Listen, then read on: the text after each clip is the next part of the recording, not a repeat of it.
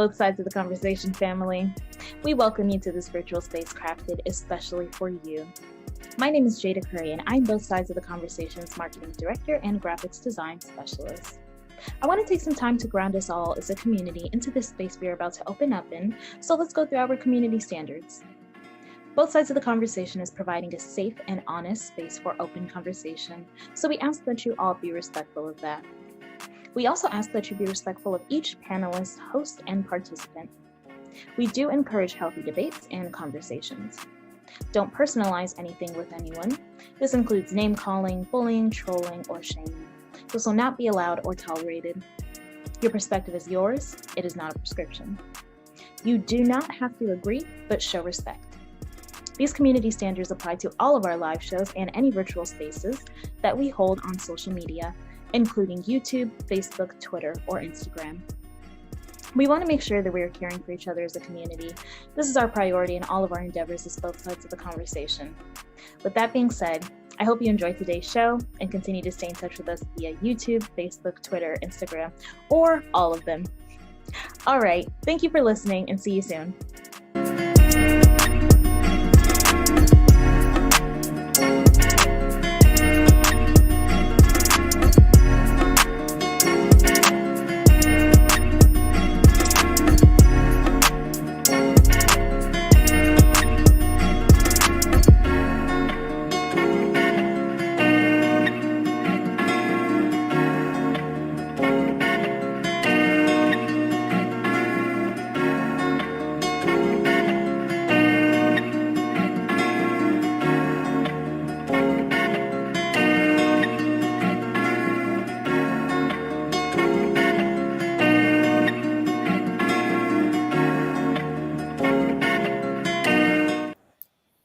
Welcome everybody to both sides of the conversation. Every Sunday we are here at 2 p.m. in this virtual space for our Sunday conversations. Today we are talking about domestic violence, and this is October, so you know this is Domestic Violence Awareness Month.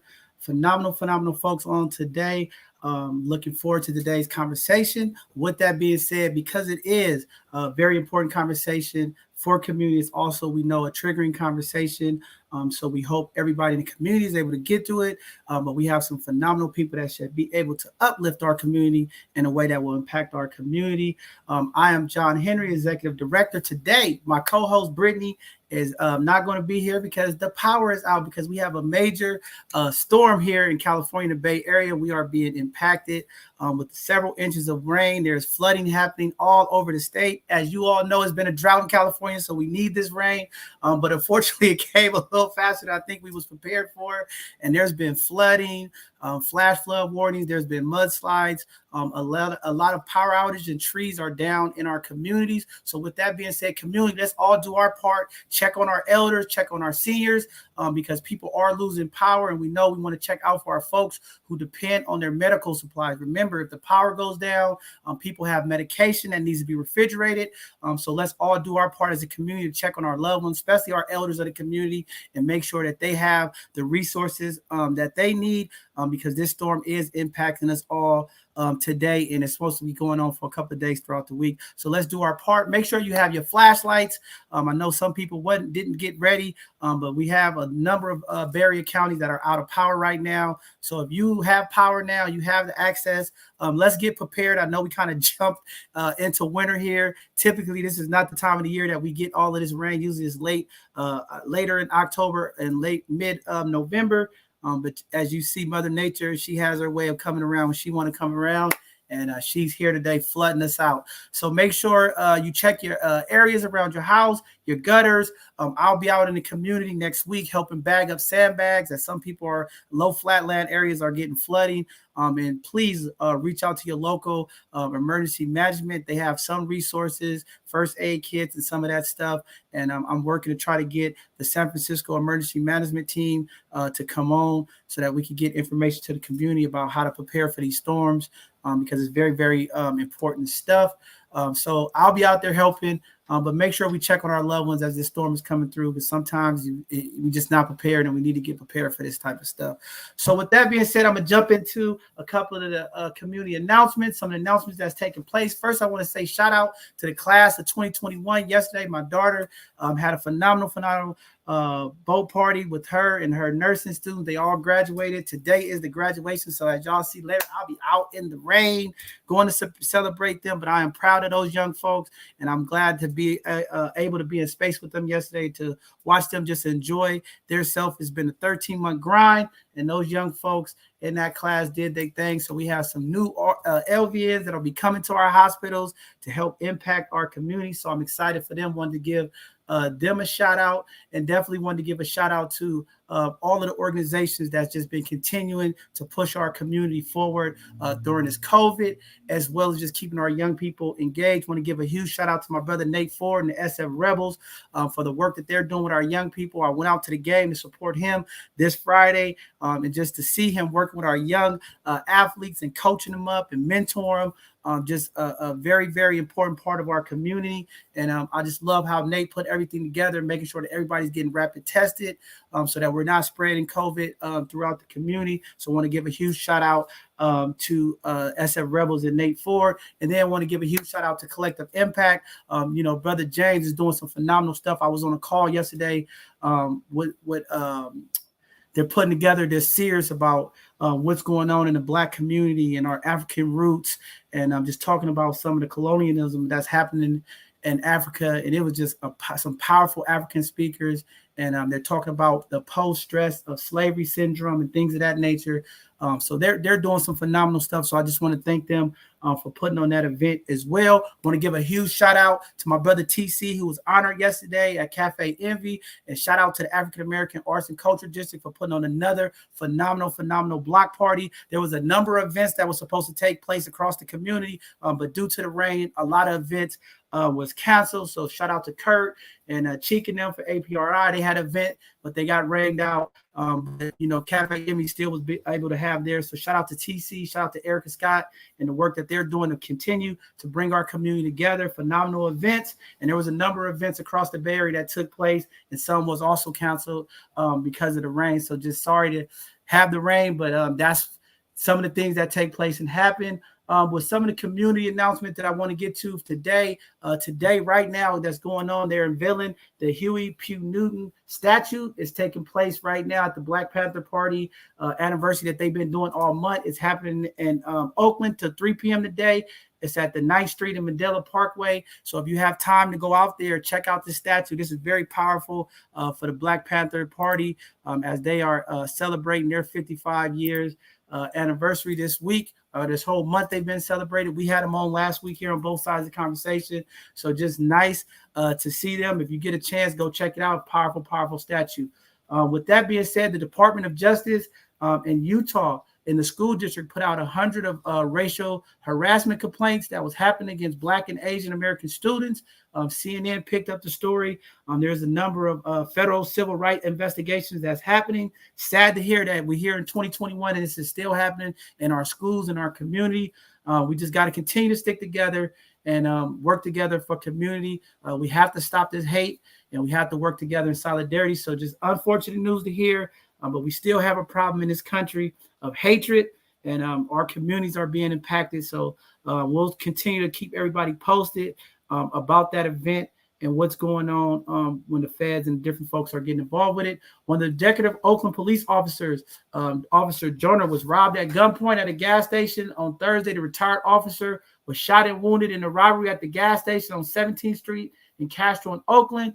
He was taken to the hospital and treated for his injuries. In stable condition now.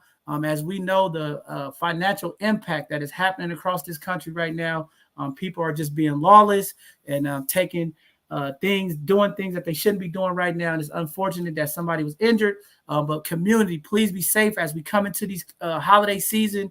So many people are being impacted with unemployment, financial strains, and some people are just doing things out of risk and survival. So while you're out shopping for the holidays and you're doing stuff, especially to the ladies of the community, out at night, there's been an uptick of robberies happening at a lot of our malls. In Emeryville, they had about a 40% increase of robberies as women are putting clothes and things in their trunk. People are coming up behind them with guns. So this holiday season, please be safe out there, ladies, especially at night.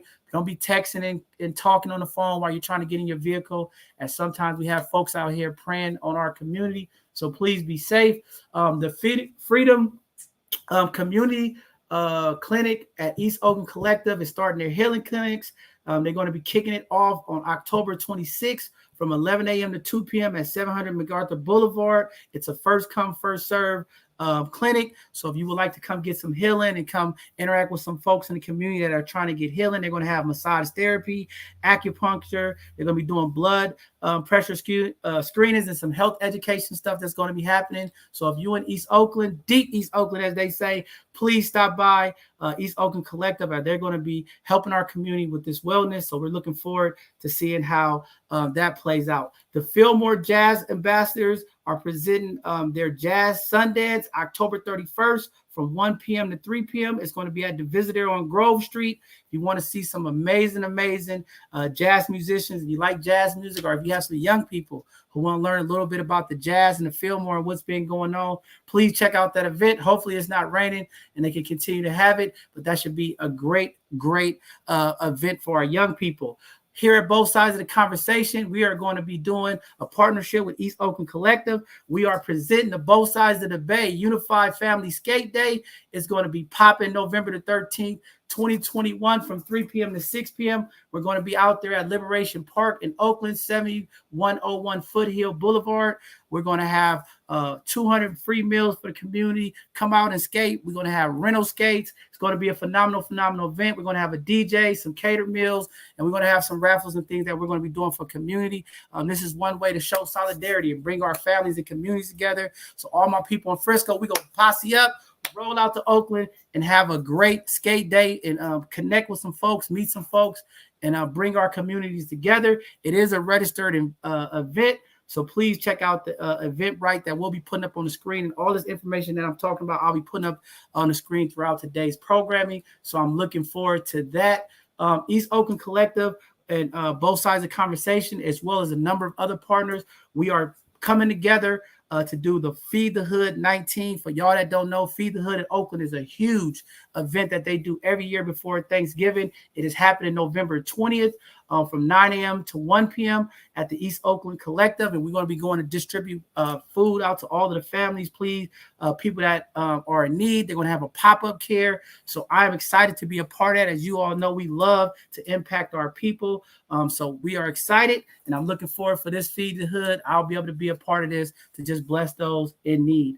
For our event, I didn't mention that there will be free skates. So if you don't have skates, please still come to the event. We'll have skates. If you would like to volunteer or help out, we are still looking for some volunteers to help out so that all our families can have a great experience.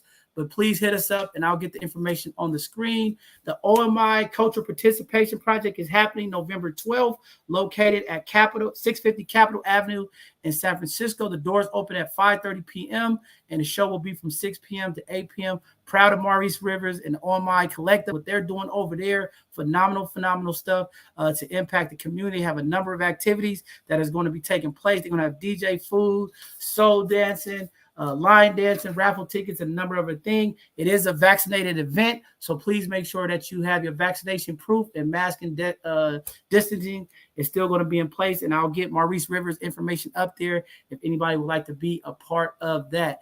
The Pop-Up Village at 100% College Prep is happening also on November 13th, 1 to 5 at 1201 Mendale Street. This pop-up is important for pregnant parents and for families. It's a lot of health information and things of that nature. So if you want to go out and support that event, they'll be out there on November 13th as well from 1 to 5 p.m. They're having a gospel comedy show that's going to be happening on November the 20th, located at 2200 Arroyo Road. We'll get that information up. The doors open at 5 p.m. and the show starts at 6. I'll get all their information for that as well up with the community. And then both sides of the conversation information, we'll be having our Hidden Gem segment this Tuesday, as well as we'll be having Dr. Leah come on this Thursday to do a financial literacy presentation. So we are looking forward to that. And then our last announcement before we get into today's conversation. At both sides of the conversation, I know all during the week you all heard us. There's some changes and things that's been taking place. This Sunday, this conversation was our last Sunday conversation. As you all know, we've been doing 3 shows a week.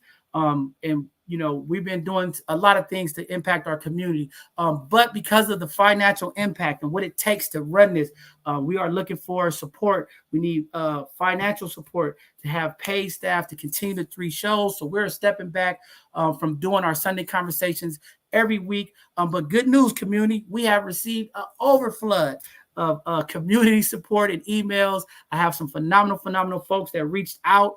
We have some meetings coming up this week. We have some potential sponsors who want to sponsor to keep the 3 shows going.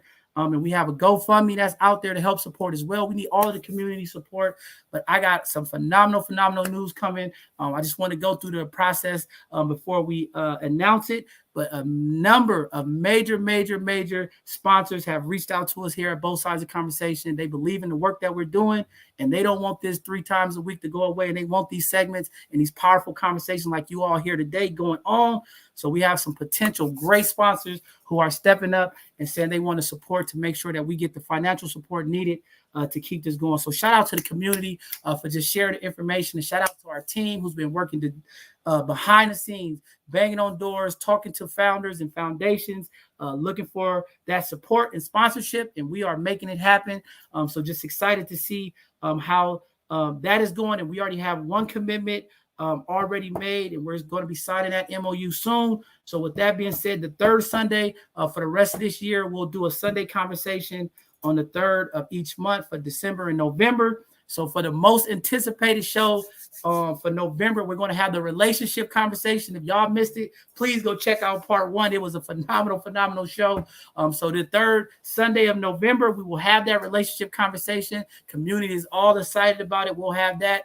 And then because of the holidays anyway, for December, we'll have a Sunday conversation in December as well. And there, whatever programming changes or things that take place, we'll definitely update the community of what's going on. We'll keep you posted. We always are transparent here at both sides of the conversation of what's going on. So we're looking forward to letting the community know what's going on. But with that being said, I'm gonna close my mouth now. I've been going on and on and on, and I know this is the hardest part of the show, getting through these announcements. But we do have paid sponsorship, and we do have folks that we got to get their information out to the community, which is very important information as well. But with that being said, I'm going to go ahead and read some of the information on today's topic and theme, and then introduce today's guest. So in honor of Domestic Violence Month, we will be discussing issues about domestic violence. We'll explore solutions for those who are battling the crisis. This is a real crisis, especially during this pandemic. Clinicians and experts define domestic violence as willful intimidation, sexual assault, battery,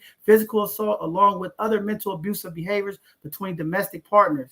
It is also characterized as a systemic pattern of power and control carried out by one to intimidate partners or others. This is amazing conversation that we're going to have today. Some of the statistics that they are putting out about domestic violence: 10 million Americans, this is a huge number, are impacted by domestic violence and family violence every year. 1 in 4 women and 1 in 9 men are subject to domestic violence. A domestic violence hotline reported that on a typical day, they receive about 20,000 calls, which breaks down to about 13 calls every minute. Powerful stuff. As you all see, this is a crisis. To have that many calls regarding domestic violence, and this is why we're having this conversation in Domestic Violence Month. We're going to hear from some authors. We're going to hear from some survivors, some organizations. What can we do to help impact our community when it comes to domestic violence? And again, I know these conversations are triggering. If you are somebody that are experiencing or living or dealing with it, hopefully today this phenomenal panel that we'll have will give you some great information and resources and talk about the things that they had to do.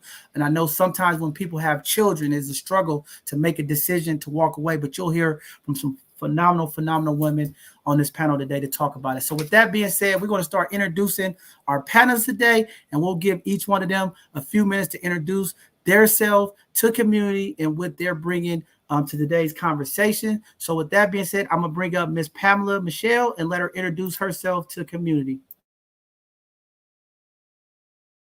Oh, you got to unmute yourself, Pam. Thought I did. Sorry about that. Good afternoon, everybody. I'm Pamela Michelle Tade, and I am a domestic abuse advocate, co-director of Black Women Revolt Against Domestic Violence, and I am a sexual assault survivor, and I have been working in the field in San Francisco, specifically around education, prevention, and of course, client services. And I guess that's a little bit about me. All right, phenomenal information, and we'll continue to be running out the information throughout the screen for today, but powerful stuff. Next, we're going to bring up our own feline finesse dance coach, Leela P. We're going to bring Coach Leela P up to introduce herself to the community.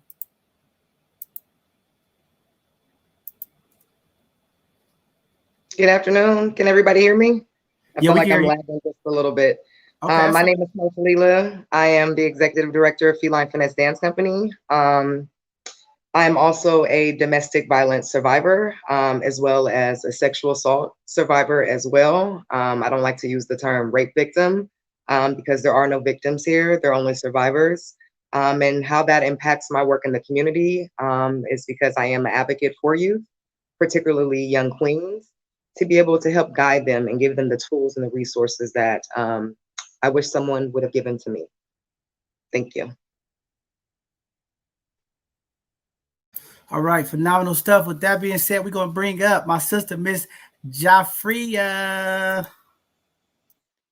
Hi, everyone. I'm Jaffria Morris, and I am a co-founder of Black Women Revolt Against Domestic Violence, and a soon-to-be attorney that will be focusing on domestic violence lawyering and work.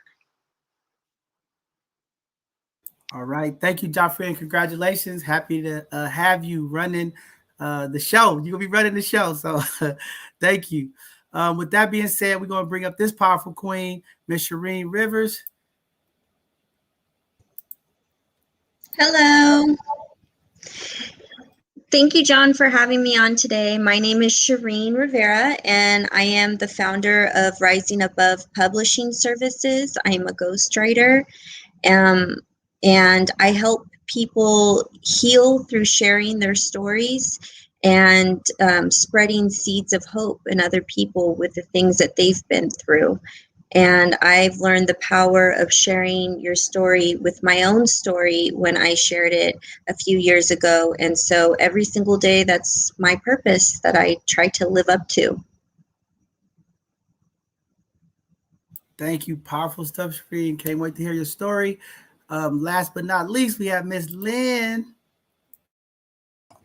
Hi, everyone. My name is Lentice Jones. I'm the co-founder and co-executive director of Black Women Revolt Against Domestic Violence. I am very proud to be from Bayview Hunters Point, District 10, born and raised. I am here because I am the daughter of a 3 times domestic abuse survivor. I'm very passionate about progress for my people, and I am happy to be here today. Thank you. We're happy you're here today. With that being said, we're going to open up today's conversation. And I just want to go around and let everybody give a little background about their story. And, and then for the organizations that's doing the work, and we could go in whatever order. But I would like somebody to take the lead, and we'll get some of the community questions as they're coming in. And I'll be running some of the community stuff across the screen. Well, I can go first. So Lentice on here is co-founder of Black Women Revolt, but she's also my sister, my younger sister. So just to say that our mom recently passed, but was a victim of domestic violence. And I'll let Lentice share a little bit more about that. But I want to just say that for over 5.5 years, I was a child welfare worker as well as a social worker in the Child Works program. And I was constantly getting women of color experiencing domestic violence, and the systems was not in place for us. And it continued to be. And one of the reasons why my sister and I started Black Women Revolt, because we recognize that Black women pain is usually minimized, not only in this city, but in America. Our tolerance, people think we think we're fighting in our community. We look at domestic violence as like, oh, why you let him hit him back. But Black women are more likely to die from domestic violence. The city has over 7,000 domestic violence calls, and at least a third of them is Black, and we're only about 5% of the population. So that is the reason why my sister and I, we kind of stepped in that lane to create a safe space for Black women and families to come to a program that was culturally responsive, with professionals that was looking to cater directly to the survivor / victim and children, and to heal, because the Eurocentric way of dealing even with perpetrators is different than what we do in our community, and really bringing into some African principles as well as historical Black principles into the space. Wow, powerful stuff. Leticia, I'm just going to let you pivot and then we'll go to the next person. We'll pivot right next to you. Yeah, for sure. Yes, as my sister stated, that is my big sister, whoop whoop, and she is about to be a lawyer in these streets. And we really started this work because we realized that what we were doing in the community had so many intersections. Before becoming a serial entrepreneur, I was a family resource center director, and so in that role, I was constantly working with CPS cases, and most of the cases involved domestic abuse.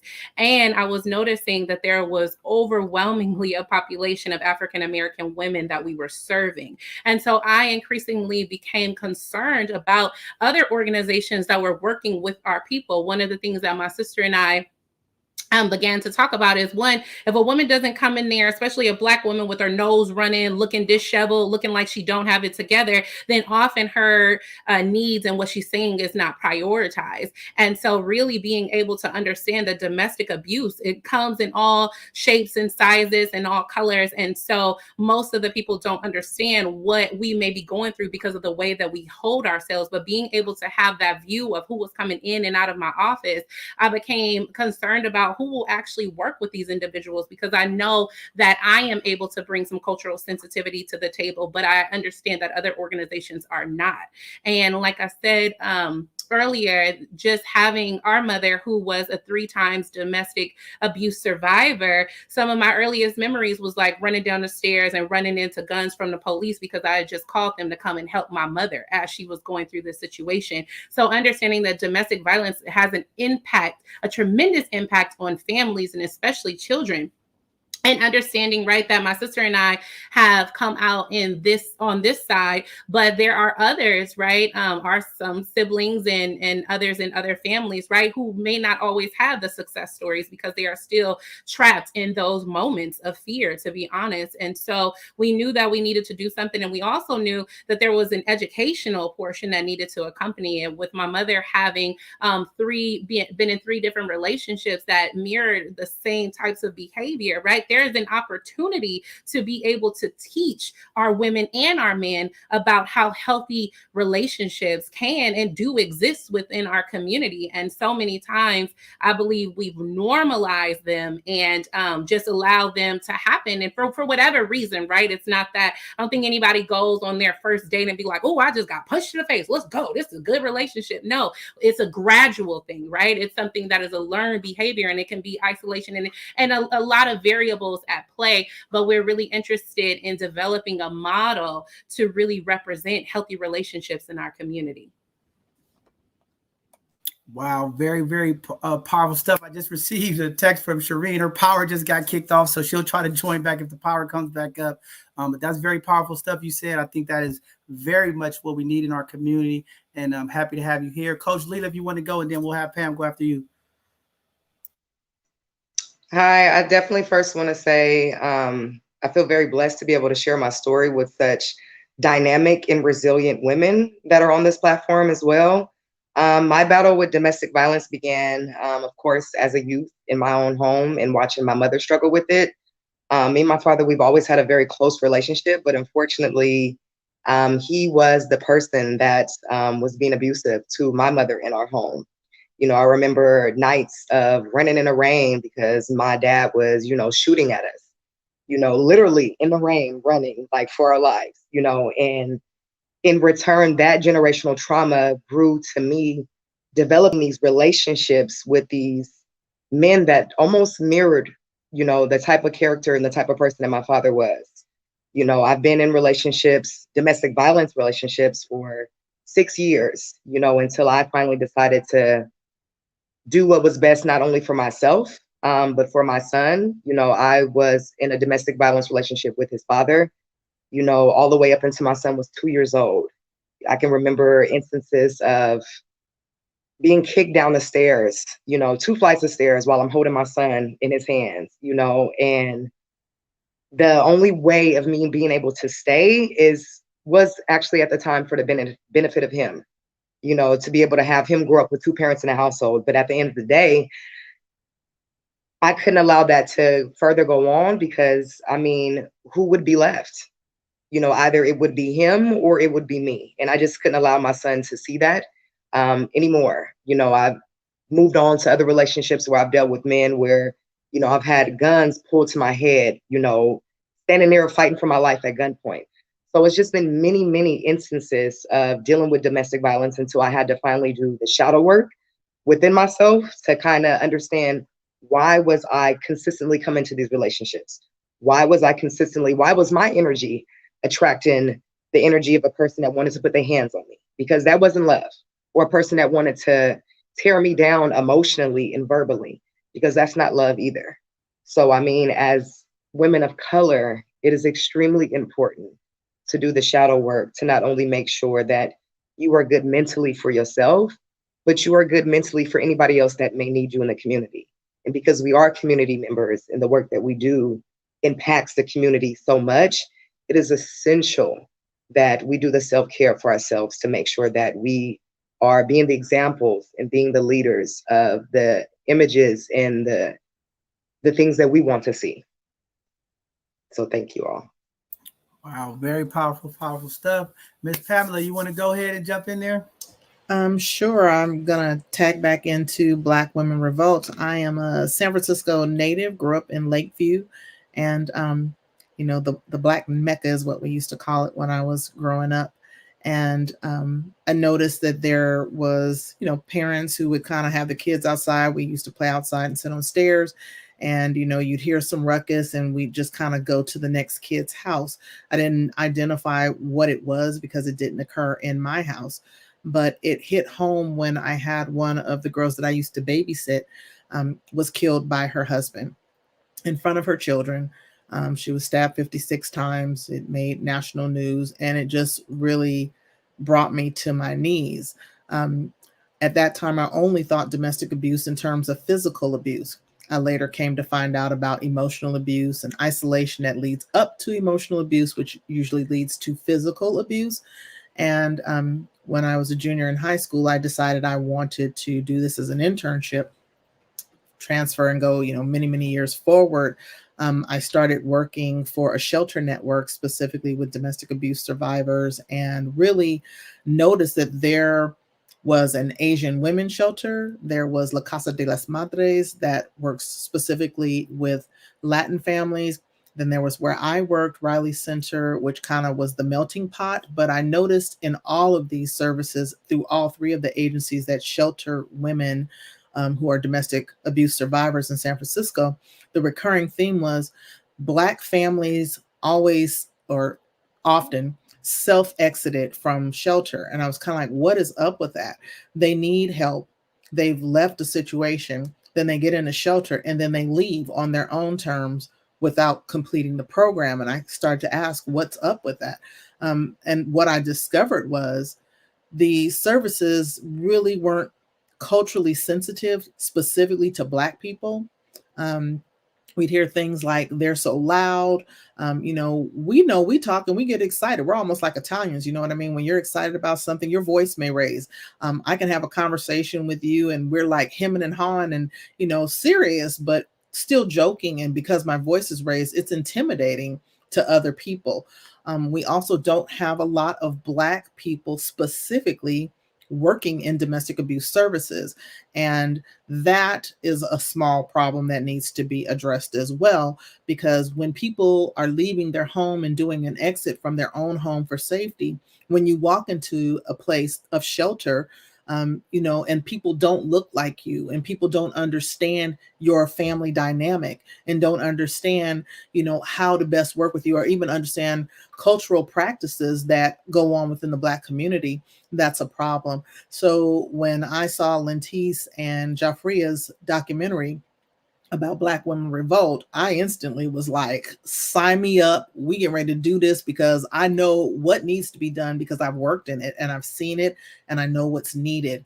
And without the conversations, we can't move it forward. And so that's my mission and goal here. Of course, educating people. I teach a state required advocate class for domestic violence advocates that plan to work directly with clients.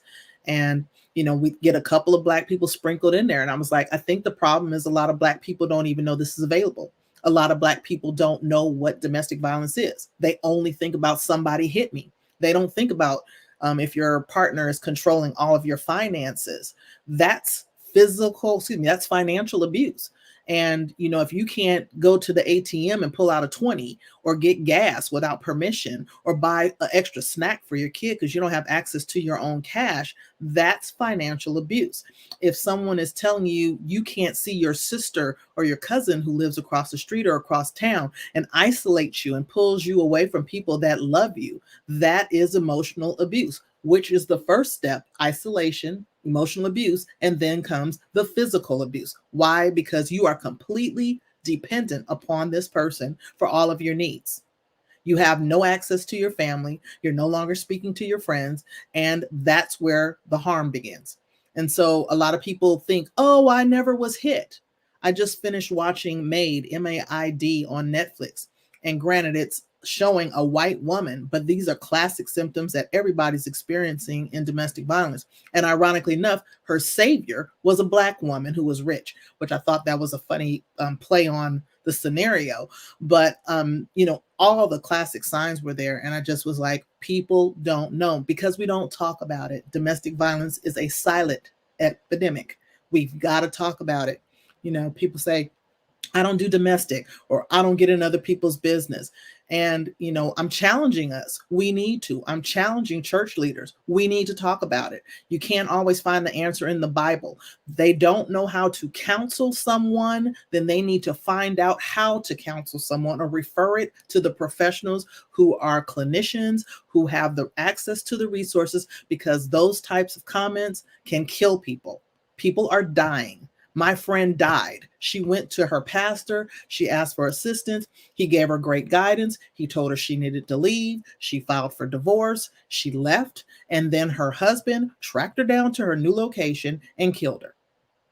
So again, making light of these things and just kind of go and pray about it, sometimes we're required to do more than pray. God does not just want us to pray. We also have to act. But we need to know how to act. And it's important that we're having these conversations so people know what to do and what resources are available to them. Thank you. Wow, powerful stuff. This is why I wanted to have this conversation today, because you're right, Pam. There are so many issues that impact people who go through domestic violence. And I think you hit on a number of things. This is the same question that I've asked about mental health. Why is it so hard to get Black mental health providers in our community? Why is it so hard to get those clinicians? And you just brought it all full circle. And I think from a legislatively standpoint and a financial standpoint, when we're talking about funding and bringing these resources to the community, these are the areas we need to hone in, because I think there's a larger investment that needs to happen for our Black clinicians and, our coaches and folks who deal with these type of touchy subjects, to bring people who look like us into those settings to make sure we could get the impact. And I think you hit on something deep about the church. And, this is some of my issues that I have when we talk about these religion realms, about the support and what's needed.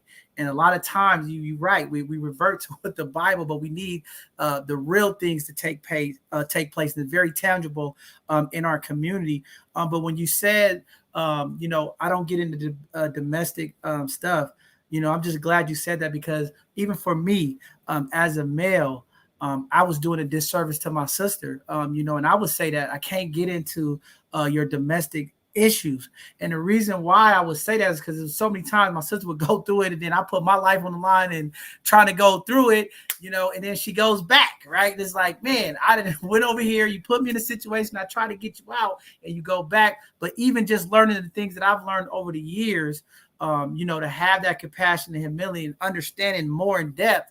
And I think you're right. That's why it's important to have the education and the awareness to understand some of the underlying trauma and some of the underlying triggers. And like you said, the control things that happens for people to be educated so they really can navigate and be a support and not really hurt them and put them in an even dangerous situation. But I had to remove saying that, but that was me for a lot of years. I couldn't get into my sister's stuff because it was like, you know, we get into it, all of this stuff, and then you back with him, and it's like, man, you put me on the line. Now me and dude got a problem. He looking at me, and I got to deal with it in the streets, you know. And it's so it was always that challenge.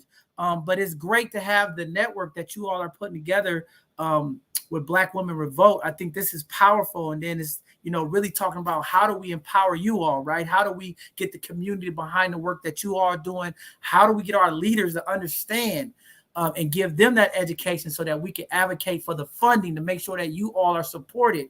Because as you mentioned, it is a financial bearing when you're trying. It's a huge financial commitment, rather, when you're trying to remove people out of these places and being strategic so that the story that you said of your friend doesn't happen, right? Because if we don't educate not only people who are coming out of the situation, but also educating the providers to make sure their phone numbers, their emails, their access, and things of that nature are protected. And we know just from a medical standpoint, you know, privacy of people is so hard to keep the privacy part of people information, especially in these situations, is so, you know, important to make sure that it's secure and it's safe. But how do we get the funding? I think that's what Jafria could speak on coming in from a legal standpoint. But how do we get our legislative folks and these people that have that financial capabilities or put the funding in place to make sure that organizations like Black Women Revolt actually excels, get the staffing, and make sure that you all have the resources to move these families when they're in this crisis? I think it's maybe like a 3-prong, 4-prong solution. I mean, one of the things is we as Black community, especially when we start lobbying our elected officials for stuff, we don't have the infrastructure on the back end to support what we're lobbying for, right? So we're quick to say, yeah, we need more Black providers, right? But then if you don't have an appropriate Black program to go to, so you're just having like kind of like a white organization hire some Black people to do a component. So what I'm really learning in my own advocacy, as you know, like as I master this kind of legislative realm, is that we have to first start creating our own leadership academies and funneling our people through.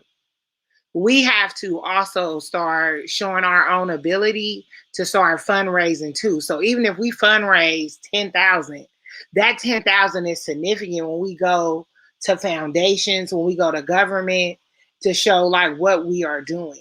A lot of times we come in saying we got problems in our community and we're not even doing it ourselves. We're not even having a one case by case. Like I'm only able to do this 3 people a week, but really the capacity is 100. You know what I'm saying? And so that's one thing I really pride you on both sides of the conversation, is that you footed the bill first on this dream, right? And that's what we got to know. And one of our taglines is, you know, we are the change that we've been looking for. My sister gonna correct me because I know I said it wrong. But basically, we are who we are looking for. And so we have to start building our own infrastructure, our own coalitions first, then lobbying legislators to do it, because they'll give it. Let me tell you, you come with a great plan in action and show that you are already working, you're going to get funded, especially in this city.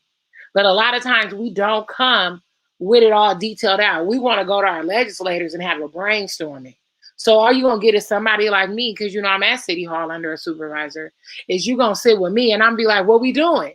So now I'm doing a straight brainstorm to tell you to come back. Maybe we don't win the next election. So when you go to your legislator, you want to have something you already have done, or do just a little bit, like have some forums, and then say, I would like to expand, I would like to capacity, and have that. But we have to start building up more leaders, and paying for the trainings. I mean, you say mental health trainings. I mean, California pays called the Title IV program in most state-funded universities. So you got a lot of Black social workers coming out. Like myself, I have a master's degree in social work as well. And they want to be LCSWs, but you need like $5,000 to pass the test. So we have to, when I say we have to start saving our money, because we could say, oh, we paid for one training for Jaffria, but we got 100 Black MSWs that want to be LCSWs that can't pass the test. We have to have that investment too, because don't think other people are going to care that you're not represented in there. Many people make money off us not being in the room. Okay, many people. So we have to start putting our own money forward, even if it's a little bit, to use that as an anchor to get more legislatively. Man, that's very powerful. I agree 100% with you, Jaffria. You know, and when you talk about getting new leaders, right? In a Black community, we also need to understand that everybody's not a leader, right? But when we have the leaders who are stepping up, how do we as community get behind and support them? You know what I mean? It's so much of the political stuff that we miss out on the opportunity to really have great impact. And I agree with you. There's a lot of funding and a lot of money out there that we waste that ain't having any impact. As you all know, here in California, we just wasted $340 million on the governor re-election, right? Organizations like Black Women Revolt could have been funded and could have had great impact, right? Feline Finesse could have been funded. That's working with our young ladies, right? Both sides of the conversation. These are the things that as community we have to look at as a whole and just really find out, especially in the Black community, when we get these opportunities, how do we work together? Right? We have a lot of organizations, but half the organizations don't even work together, right? How do we get our community folks committed to volunteer and support? Because I'm going to tell you right now, one of the biggest things that we have is people supporting each other. And we got to fix that in the Black community. You go to the Latin community, you go to the Asian community, and they got hundreds and hundreds of people that's like, look, you doing this, how can I help? Right? You reach out to some of our folks and it's like, I'm busy, I don't got time, but you see them sitting on the internet playing around all day. And you know, we got to change that model. And again, there is a monetary cost. You got to pay for services. But I'm really advocating for these services for community. I've been invited next weekend to go down to LA to work on a number of Senate bills with some of our folks. And, you know, this type of conversation is stuff that I want to bring to those bills when I'm working with these folks and getting a perspective of like what's needed, right? And that's why I think this conversation is so important today, because there are many people out there who are watching, who are doing different parts of advocating and really need to understand what are the struggles and what are the loopholes are and how do we fix them so that our communities can be impacted. But I think you're right, Jaffria, when you're talking about, you know, not only domestic violence, but mental health. How do we create that model or that leadership academy or that place where we can get funded to educate our community so that we can get more people that look like us? Because I think sometimes people get discouraged and think that, hey, I have to have a master's degree or a doctorate degree to do this work, right? But really it's real roots, boots on the ground folks that just need to be informed and educated on how to help get that, and then have the people who do have that elevated education to kind of, you know, facilitate the process to get the access to the people. But we got a lot of work, but I think that's a great point. And I think that's why moving forward, you know, as we revamp and do the things we doing, this Educational Thursday is so important in trying to get civic 101 and trying to get our community more involved in understanding the process, like you said, so that we're not just coming to City Hall and you got to come back with a plan, right? How do we get all of this preventative stuff, you know, and this is the biggest thing in our community. Everything is reactive. Right? Everybody wants to intervene and react, but there's no preventive measures. And like, I'm trying to I'm on these calls, I'm talking to people like, let's start all over. Let's reset. Let's start from A. let's do the preventative stuff and the educational stuff that we need so that we can be properly organized, so that when we're advocating for the community, our voices is heard. And like you said, Joffrey, there's a lot of people screaming what needs to happen, but you're right, because we don't have it organized, planned out in our programming, sometimes we get left out in the wind, and it sucks. But hopefully with all of the great leaders here on this call and some of the leaders in the community that are trying to strategically organize and put the movement together of what we need, I'm looking forward and excited to see what comes out of this moving forward in the future. But go ahead, we could jump in, continue to pass it around, and then also the question that's running across the screen is, how do parents help teens be more involved when it comes to this domestic violence? I know you all are adults, but I get a lot of emails and calls of things that's happening with our young people. They dating early in high school, and this stuff is happening, right? And our young people are being impacted. And I heard Coach Lila say, when your kids see this stuff, right, the level of trauma, and I understand it because I watched my mom go through it. The level of trauma that impacts a child when they see domestic violence in the home. How does it impact the behavior of young people? And then, tying this all into, I heard Pam said earlier about the control stuff financially and things of that nature, right? We're seeing a big part of this, in our human trafficking spaces now that's taking place. It starts with the basic domestic violence, and then it's turned into full-on human trafficking. So definitely wanted to put that out there and get you all thoughts about that. How do we impact our teens? Because this domestic violence issue is starting younger and younger. And I just want to hear from you all to maybe talk to some of the moms out there that has teenage daughters or teenage boys, giving them that information and awareness, how to be a support and how to get in there and help our young people out in the community. Well, I definitely kind of want to start with that. I think the first thing, speaking from a personal standpoint with working with youth females, is that kind of eliminating the taboo within our community, because when we're talking about mental health and we're talking about therapy, therapy is something that's considered a taboo within Black and Brown communities. Speaking out about certain things that you may be going through is considered a taboo. So a lot of us, we typically suffer in silence and nobody really knows. So I think being able to create a healthy, safe space that allows not only for your own personal teen, but for other teens to be able to come in and express the things that they may be going through that they can't necessarily speak about with anyone else, I think is a start. And just being able to show how therapy can be beneficial as opposed to being a taboo, how speaking out can be beneficial as opposed to being a taboo, because we can suffer in silence all day, but how are we making it through that? Like the Queen spoke out about, her situation, about how her friend was murdered, and that could have been a situation where whoever she may have been speaking out to was not listening, or was considered a taboo, or just kind of felt like she had to deal with it on her own. So I think eliminating that and letting folks know that a situation that you're going through has to be handled as a community. The only way that we'll be able to get through this is working through it as a village. So I'd like to add to that on youth. It's really interesting. I did a year where I got to spend time up at the academy and McAteer high schools with their CHWs and just kind of listen to a group of girls and boys. And what was startling to me, and met with the principal on multiple occasions, what was startling to me is how much children are currently experiencing domestic abuse and really didn't have any idea that they were already in domestic abuse relationships. I had a conversation with a PTA group at the school and mentioned, and the parents' mouths dropped open. Kids are being told by boyfriends that they can't talk to other people. They're being tracked with their cell phones with geolocators to Facebook and Instagram. They're readily giving over the information, that allows people to control or manipulate them in these relationships. And it's starting as young as 12. We had an incident on campus where a 14-year-old boy struck a girl on the backside of campus with about 10 witnesses, and they instantly went to the principal and reported it. And we're like, right there on campus, it's happening. The kids don't come home and talk about it. They're talking amongst each other. So I also think there needs to be some heightened awareness within the schools with the community health workers that are in the nurses station and or the counseling office to kind of be having these conversations with kids.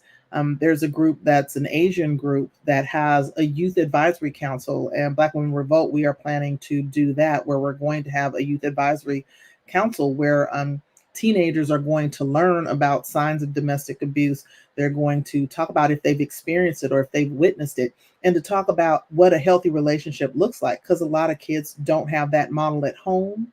No one is talking to them about it at school, and that's definitely a way that we can prevent and hopefully, create healthier relationships for when they grow up, where they're not being involved in domestic abuse relationships. Lynn, you want to jump in there? Yeah, absolutely. I totally agree with everything that's already been said. The first thing that came to mind is I just believe that we have to feel empowered as adults to disrupt that culture and letting them know it ain't funny and it ain't cute. You know what I mean? And so many times, I don't really know. I just feel like the way that I grew up back in the day, adults were in your business. They didn't care. They didn't ask you for an invitation. They just got in it, right? And really just being able to exemplify what is healthy, right? And of course, that can mean different things for different people, but universally, love does not hurt, right? And so really understanding that if all you're doing is getting your information from your friends, then you're looking in the wrong place, right? And so making sure that we interject ourselves, if you will, to disrupt that toxic culture. And I believe it's also important to begin to positively reaffirm who they are, to look for opportunities. As I saw, the question is, what can parents do to really dig deep into some opportunities to raise their self-esteem so that they can understand what a healthy relationship looks like for themselves, so that when the peer pressure is on to succumb to whatever situations might be presented to them, that they understand what is healthy for them and what they will allow and what they will not allow, right? And there will probably, more than likely, they will need allies and they will need adult support, but at least they can identify that this is not some place that I need to be. Wow, very I powerful completely stuff. agree, Queen. I completely agree. But we also need to switch to that model because parent involvement is definitely key, because we can't disrupt it if parents don't aid.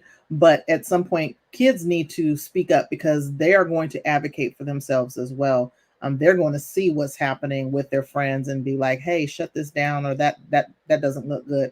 I know once we get to those teenage years, it can be difficult for kids to listen to adults, but they're more likely to listen to a peer, which is why we also have peer counseling as adults, in shelters, so that they can speak to someone that looks like them and someone who's experiencing what they're experiencing in their age group. And so parents definitely need to be on the lookout and support kids. If someone tells you, help them or find help for them or reach out for a resource.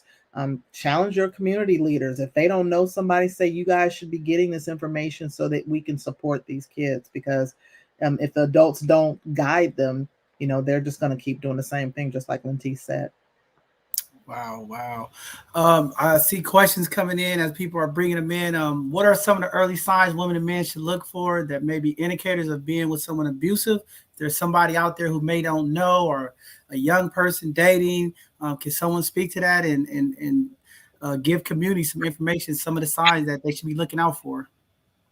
I got this rule, I just had my friend, shout out to Shauna Sherman, director of Black research at our public library. She just gave me a whole lit review, because I'm going to be putting together some of this stuff to really to continue with our work being evidence-based. That's so important, because people will be like, oh, well, that's your personal or your narratives. And so we're really focusing on making sure everything that we put out there is evidence-based and is rooted in research by us. But speaking just on a personal note is that, they say things take 30 days to be a habit, right? So people can't hide who they are. Within 30 days, someone's going to show who you are. So I will tell on you, I don't really like to clean up. So, so I'm going to leave something, or it's just hard to fake it for 30 days. You know what I'm saying? And so when you have an eyebrow raised, those are indicators. And I think it's important. I know people hate when I say this. Like, I'm not a big fan of rap music.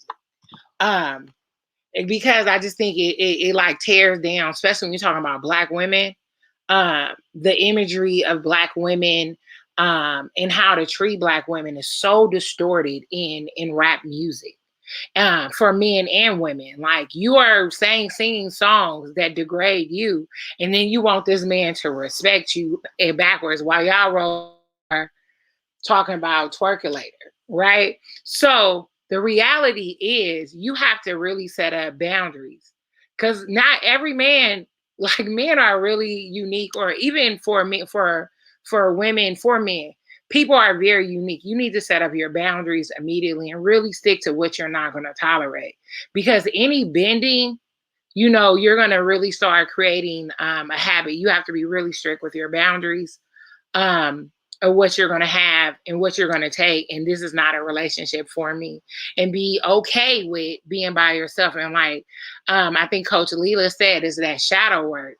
You have to really find out who you are, and what you're going to take. And I'm proud to say, like, in a few days, I've been married for 15 years with the same man for 20.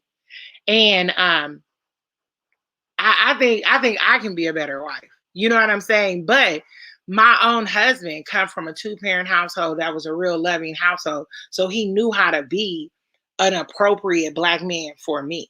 Now I came with all the drama, right? And he was like, that's not normal. Like, you'll say stuff and knowing that's not normal. So really, I'm also a fan of trying to, like, find people, date people that have a lifestyle that you want. I know it's some people with broken homes, 2 broken homes can come together and have a great relationship, but I'm big about modeling, finding people who have the lifestyle that I want, and linking myself up to. Wow, I think that's very important. I mean, you kind of bring it full circle into where we're going into the next question, but also when we talking about culture, one of the questions that came up, our man victim of domestic violence, but also just this culture of, the things that we see on social media, some of the things that happens in our community to uplift and enable the violence that takes place in our community. So many times we see women encouraging other women to, do violence to men or violence to each other. How do we break that and get out of the, enabling behavior, right? Because I see it on social media all the time. These girls, 5 or 6 girls, oh girl, let's ride over here and let's go bust his window out. Let's go do this, right? Like, how do we break that culturally too, right? Or, women and men, engaging with each other in a way that the groups, that cliquish part, like, enables that behavior, like, and we see it more and more through social media. And like you said, through the music. How do we break that? Because I think it starts with all of us taking accountability. I think it all starts with all of us working together and identifying it. But culturally, like you said, in the Black community, through the music, the videos, it's this trend that's going on. And it's a lot of both sides happening, men to women and women to men. But I see a lot of enabling behavior and people encouraging it. How do we break that? Well, I could start being that I am a single mother, and I only have one child, which is a young man.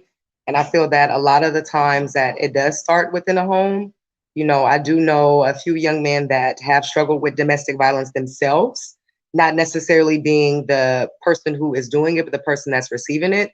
And it's been from an emotional standpoint. And I know, speaking from their personal level, they have dealt with abuse in their own home growing up, and particularly from women. So whether it may have been their mother, that would always talk down to them or talk bad to them, or their aunt or their grandmother, it led them to grow up and be involved with women that were emotionally abusive to them. So as a single mother, raising my own young king, I feel like it's my responsibility and my due diligence to not only show him how to treat a woman, but also to show him how a woman is supposed to love him and see him for him.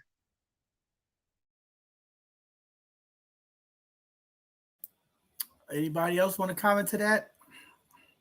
I love what you just said, Coach. I have a girlfriend who just passed away naturally But she used to take her son out on dates, single parent, single mom.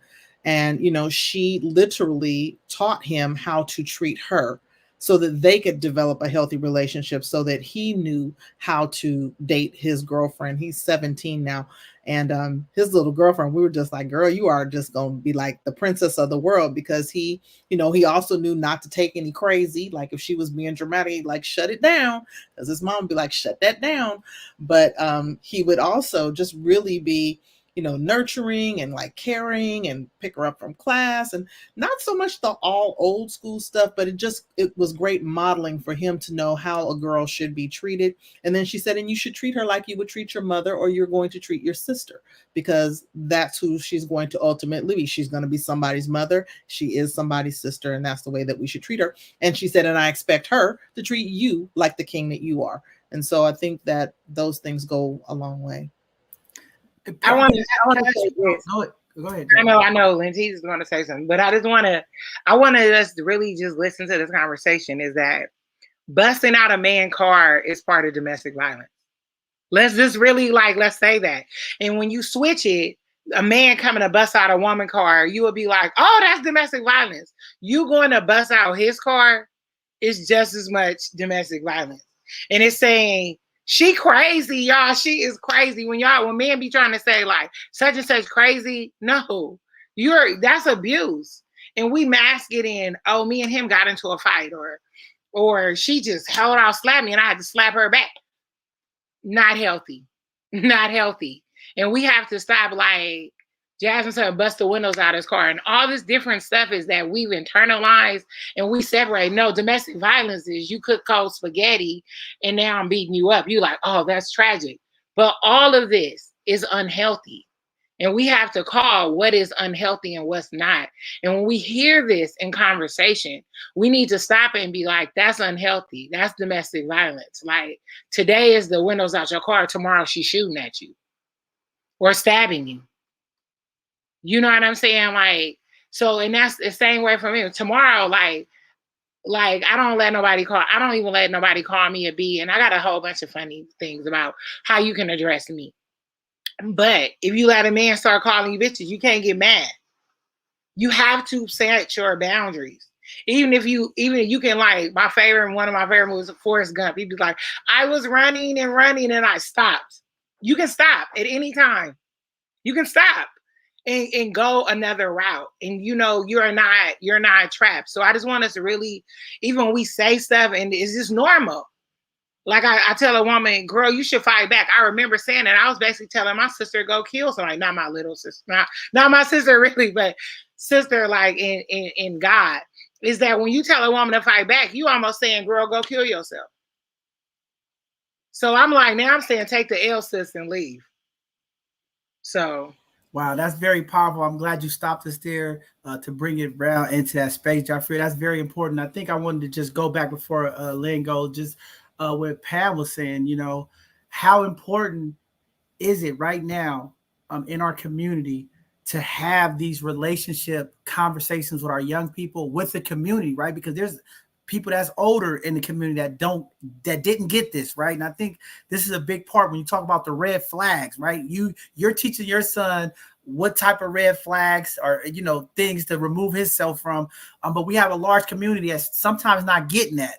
Like, how do we incorporate that? I think parenting is another one because a lot of us, we just have babies and we just do things in our community and we don't really get, you know, the true understanding of parenting, relationships, and educating. I always ask people that, especially when we have these relationship conversations, who taught you how to date? Right. And it tells a lot, you know, and a lot of times when you ask people that in the community, nobody, I just do it. Right. And I think that's some of the lost things. And then the enabling stuff, right. When we just do things out of our emotions or we just do things out of our anger. Right. How do we bring that into a space of knowledge and information for our community? Because I think a lot of times we don't get that. And I think this is why generational, it just keeps getting worse, right? And I don't know if that's some of what y'all are doing. I hope throughout the program we start talking more about what you all are doing with Women Revolt, because I would love to see that, right?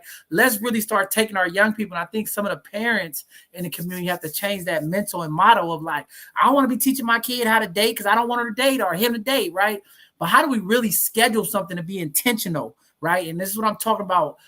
Prevention, right? Because in our community, we yell at all these young ladies when they have babies, these young brothers who have kids, and all we do as parents, as community, oh, you having a baby young. But then when you really sit down and talk to the people, where was the preventative measures? Where did we have that sex talks? Where did we have that relationship talk? Where did we have that understanding talk? Sometimes it don't happen in our community, right? And I think that's, if we want to break this cycle, we have to start getting back to that prevention part, so that our young people understand the responsibility of having a young parent. And, I just think it's very important in this topic as well. Just really talking to the community. So thank you for just having that response. But I wanted to say that before you go, Lynn. Yeah. Absolutely, absolutely. And that definitely, I feel like, segued into what I was going to say. And the reality is we have to teach it before they see it. You know what I mean? Because oftentimes we are getting to it way too late. Well, my husband and I have been teaching all of our children, but I'm going to talk about our oldest child who's now in the 7th grade. We've been teaching Jeremy not to put his hands on girls since he was a little bitty boy. You know what I mean? And being able to do a lot of role playing, I think, is very important, because they will see things, especially now that we're into this middle school years. There are some things that come up for him, and he was like, well, I remember we had a conversation about this. So for instance, right, it was, anyway, I won't even put my son business out there. But the reality is that there was a set of twins that just was not treating him well and treating him properly. And behind the teacher's back, they were doing little things to antagonize him and to get him to have a big response, right? And so then what I did is come up there to advocate for my son, because there are things that he was saying. Now, mommy, if that would have been a boy, I'm telling you right now, this is how the situation would have went. But because I know that I can't put my hands on a girl, I didn't, right? And so there's two things. One is about training him before he actually saw it, so he knew it wasn't okay. But then it was also about going up to the school and advocating that this girl put her hands on my son, and I have an issue with that, right? Because it's not about, as my sister was saying, right, just being like, oh, she crazy, as if men are just supposed to deal with it, because it goes both ways. And we have to make sure that everyone is protected in the situation, because we also know that there are times when somebody just take it, and then one day they explode, right? But what about all of the things that we could have done to be preventative before we even got to that point, right? So my motto is teach it before you see it. Yeah, I agree with you 100% right there. That's powerful. And we got to also teach our young women that it's not okay to think just because you're a woman, a man can't hit you. That, you see it all over the internet. When, women on trains, I mean, just in public, nothing to our community, just in general, spitting on men, running up in men's face, antagonizing, right? But then also for our young brothers, I don't even want to hear the young man saying it, not for your son, but any young man saying, oh, this was different if it was a man. Because we also got to teach our kids in the community how to deal with people when our emotions is high and we're being provoked, right? It don't matter if it's a man or a woman. Like, when you're in this situation, how do you get out of it, right? How do you figure a way to maneuver and not even have a violent reaction to somebody antagonizing you? So, I mean, conflict management is a big thing that I'm on, and that's what I'm trying to bring as well with our mentoring, because I think a lot of times our young people don't get that part, whether it's male or female, when you're in these situations, how to handle another individual, whether it's male or female. But that is true, very powerful stuff. And then I see another comment. Do you think that too many times the nurturing nature is what keeps most Black women in these violent situations? We are fixers that include fixing people. Is that an enabling question, or is it, I mean, y'all answer that for me? I don't know, but I mean, for me, I always push back when I hear that, because I just think sometimes that's like an enabling excuse, or like, I hear that so many times in different situations. Oh, it's because we're nurturers, but when do we, like, as we empower our women in the community to be like, look, it doesn't matter if you're a nurturer, it's like what impacts you and how do you get the support that's needed, right? Well, I have to speak for me being a very spiritual person. I do believe that people are put on this earth to fix. I do believe that we are fixers in our own way. However, I do also believe that sometimes the energy that we carry can also be attract the energy of other folks. And it may be folks that you are attracting that has that same energy as you, or you may be attracting folks that you have energy that you may need to deal with that you can help. So I think that also goes back to what Queen Lynn was saying about kind of affirming and having that initial validation within your own home, within your child, kind of reaffirming their worth and kind of what they deserve and the boundaries that they need to set. And so therefore that would carry out into the relationships that they either build, whether they be intimate relationships, whether they be professional business relationships. And then it also goes back into how we choose to deal with folks when we are at an emotional high. I know, speaking for myself, and I'm a Scorpio, I'm a very emotional person. So sometimes my emotions tend to carry before anything else, but just being able to kind of step back for a second and not only reaffirm your own emotions and what you're feeling, but also reaffirm and validate the emotions of the person that you may be dealing with. Very true. I'd like to address that question too. When I first read it, it kind of came off as a little provocative. It's that question that you hear, why did they stay in a domestic abuse situation? I think women are by nature nurturing, but I think gender roles has a lot to do with that as well. But I do want to say, I feel specifically, there's so many layers of what keep people in violent situations or in domestic violence relationships. There's finances, there's love, there's the emotional attachment, there's the physical attachment, there's self-esteem issues in some cases, there's fear of moving forward in some cases.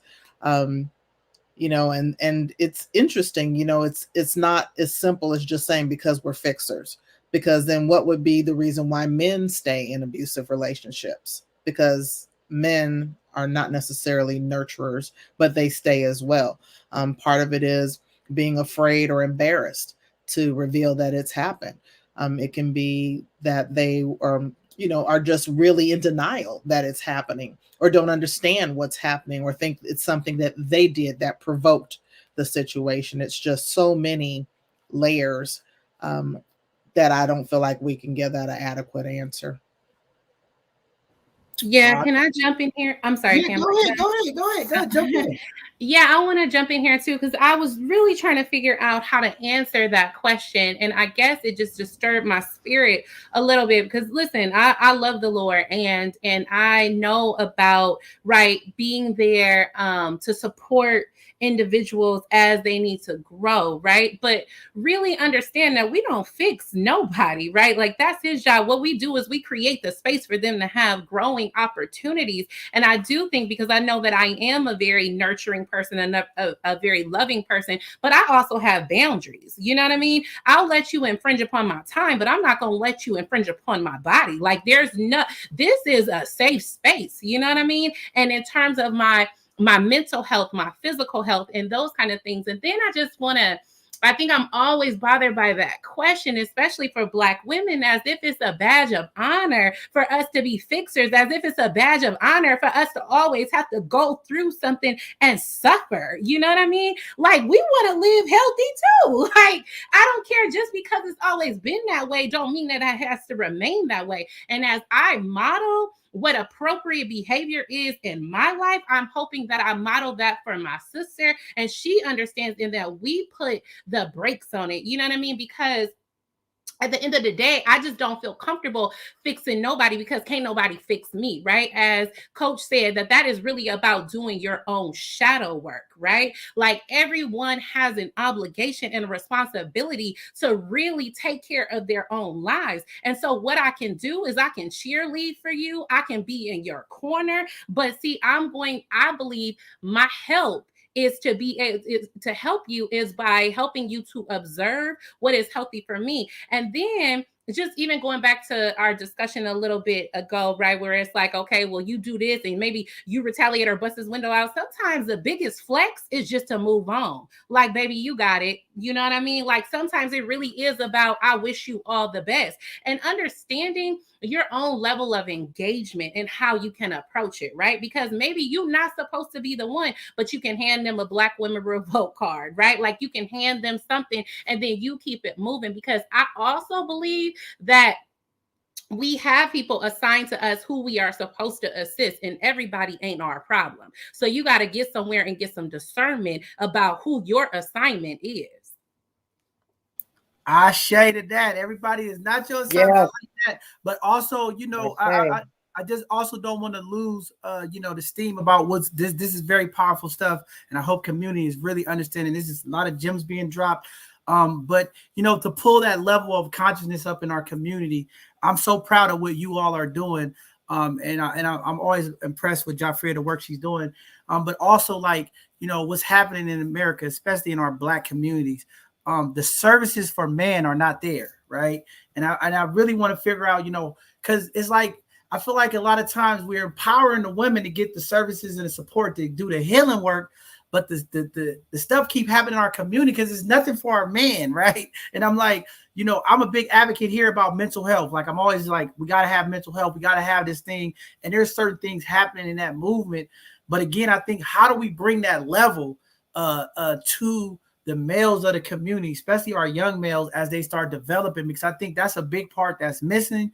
And I'm always hearing like, oh, the Black males are doing this and this and this and this and this, right? I mean, all these meetings, always the man, the man, the man. And I think one of the problems is, you know, the services that we have for Black males, you only get if you're incarcerated or you're on drugs or something like that, right? And I think, you know, everybody's like, the man is this. Even in relationships, it's always like the man, the man, the man. I'm like, so I've been like trying to reverse that. Like, what do we have for our young males in the community?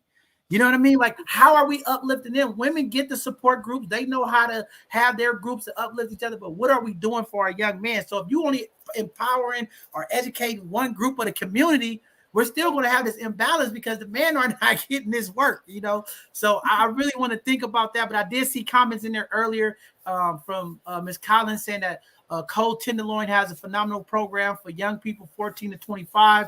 I'm going to talk to Donna to make sure we get that out to community. I know we have some other folks doing some stuff with our Black fathers down there, Elgin Rose. But again, like, how do we build up that network? Because I really believe, you know, the women of our community are doing the wellness work, doing the self-work.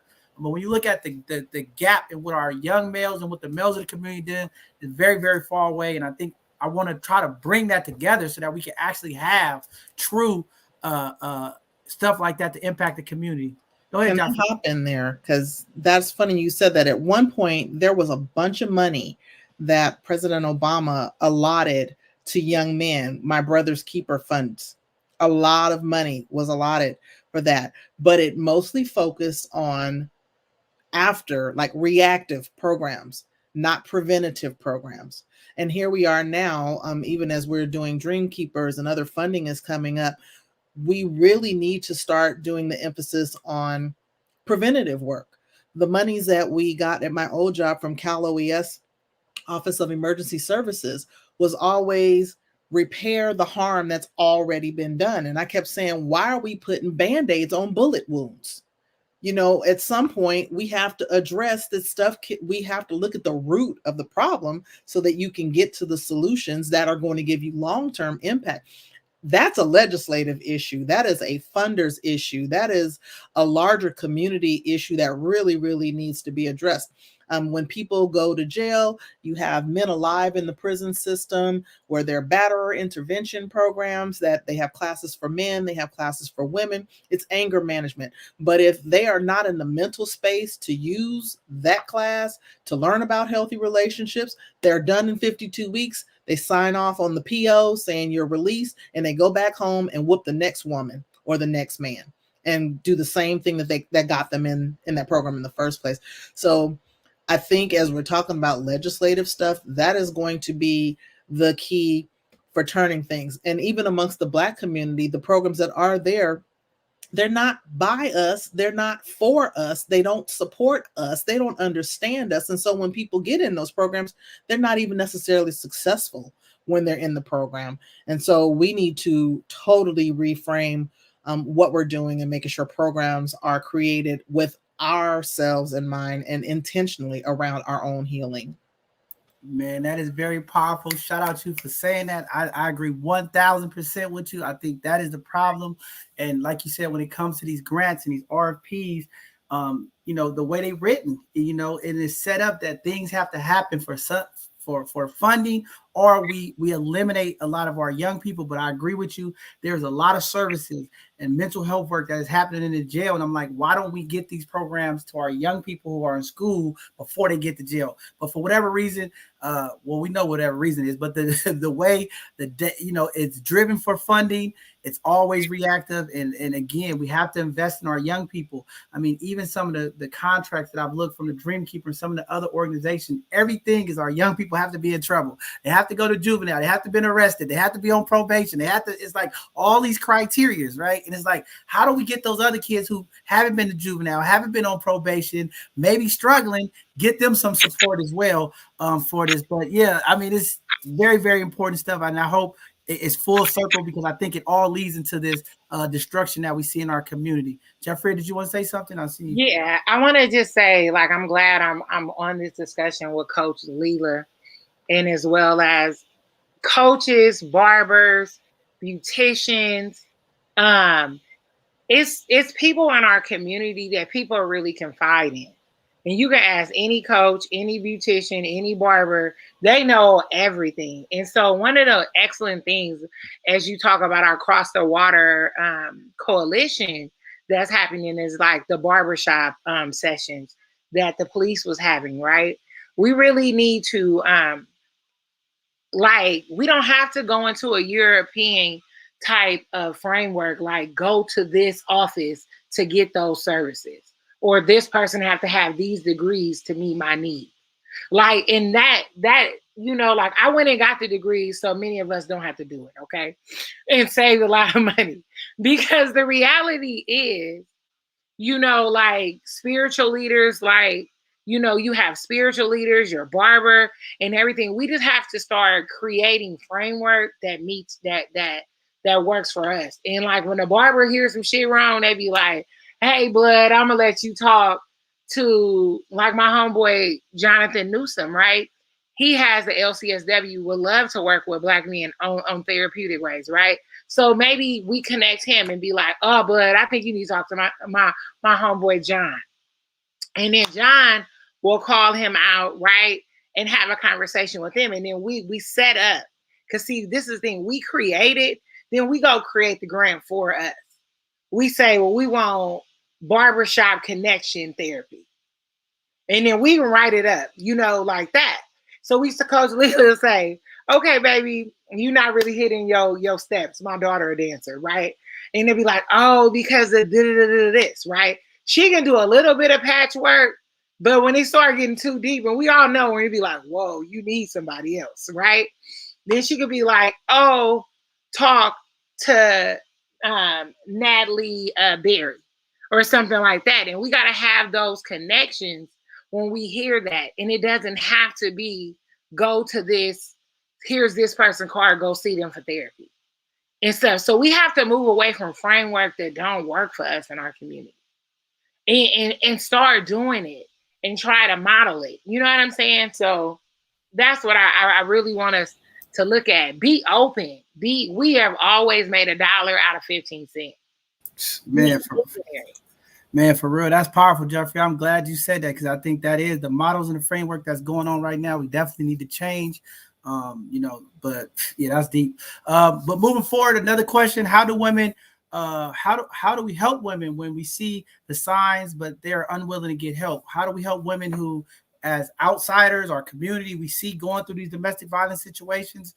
How do we support them, but then they don't want to leave? Like, how do we fix that, or how do we help them? I can answer that. I want to say I don't want to monopolize time, but I have that experience in workplace, so I will answer it. One of the things that we always do is let them know that the door is open, regardless of whether they decide to walk through it today. If they walk through it and go back home afterwards, the average person will go back and forth with their abuser up to 7 times before they permanently decide to leave. So there's a lot of, roundabout going in and out of the doors. And so letting them know that, you don't want to say I support your decision, because especially if you don't support the decision, but you do want to let them know, I understand you're not ready now, but let them know that you're there for them if they decide later that they want to do this. You can support them around if you are having any type of emotional issues, or support them and say, hey, I'm free to talk with you. I'm always going to be here for you. This is the number of the national hotline, Safe Place in Oakland, Riley Center in San Francisco, Black Women Revolt.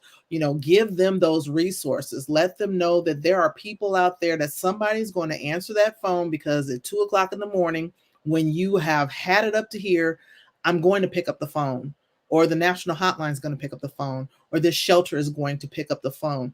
You may be frustrated until you're purple in the face. And I've worked directly with clients who've gone back, and I just had to kind of get it together and say, suck it up, buttercup, for me, and remind myself that I need to make sure that they know they still have a resource available, regardless of if they decide to go back and 3 years later, they want to leave or come back, or whatever they decide they want to do. Just letting them know you're there and someone's going to be there for them. That's the most supportive thing you can do. And that's what's going to stay in their mind when it's time for them to go.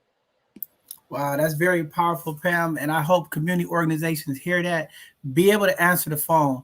Because sometimes people are in these crisis situations, and too many times these organizations in our communities are just not there. They're not doing the follow-up. We do a lot of assessment of what's going on with our nonprofits, and that's the biggest thing that the community complains about: people not being able to answer their phones, people not responding to emails, people not getting back to these people when they're dealing with that. And sometimes that drives a person away and push them back into that situation. So that's very, very powerful stuff that you're talking about. And then the resources.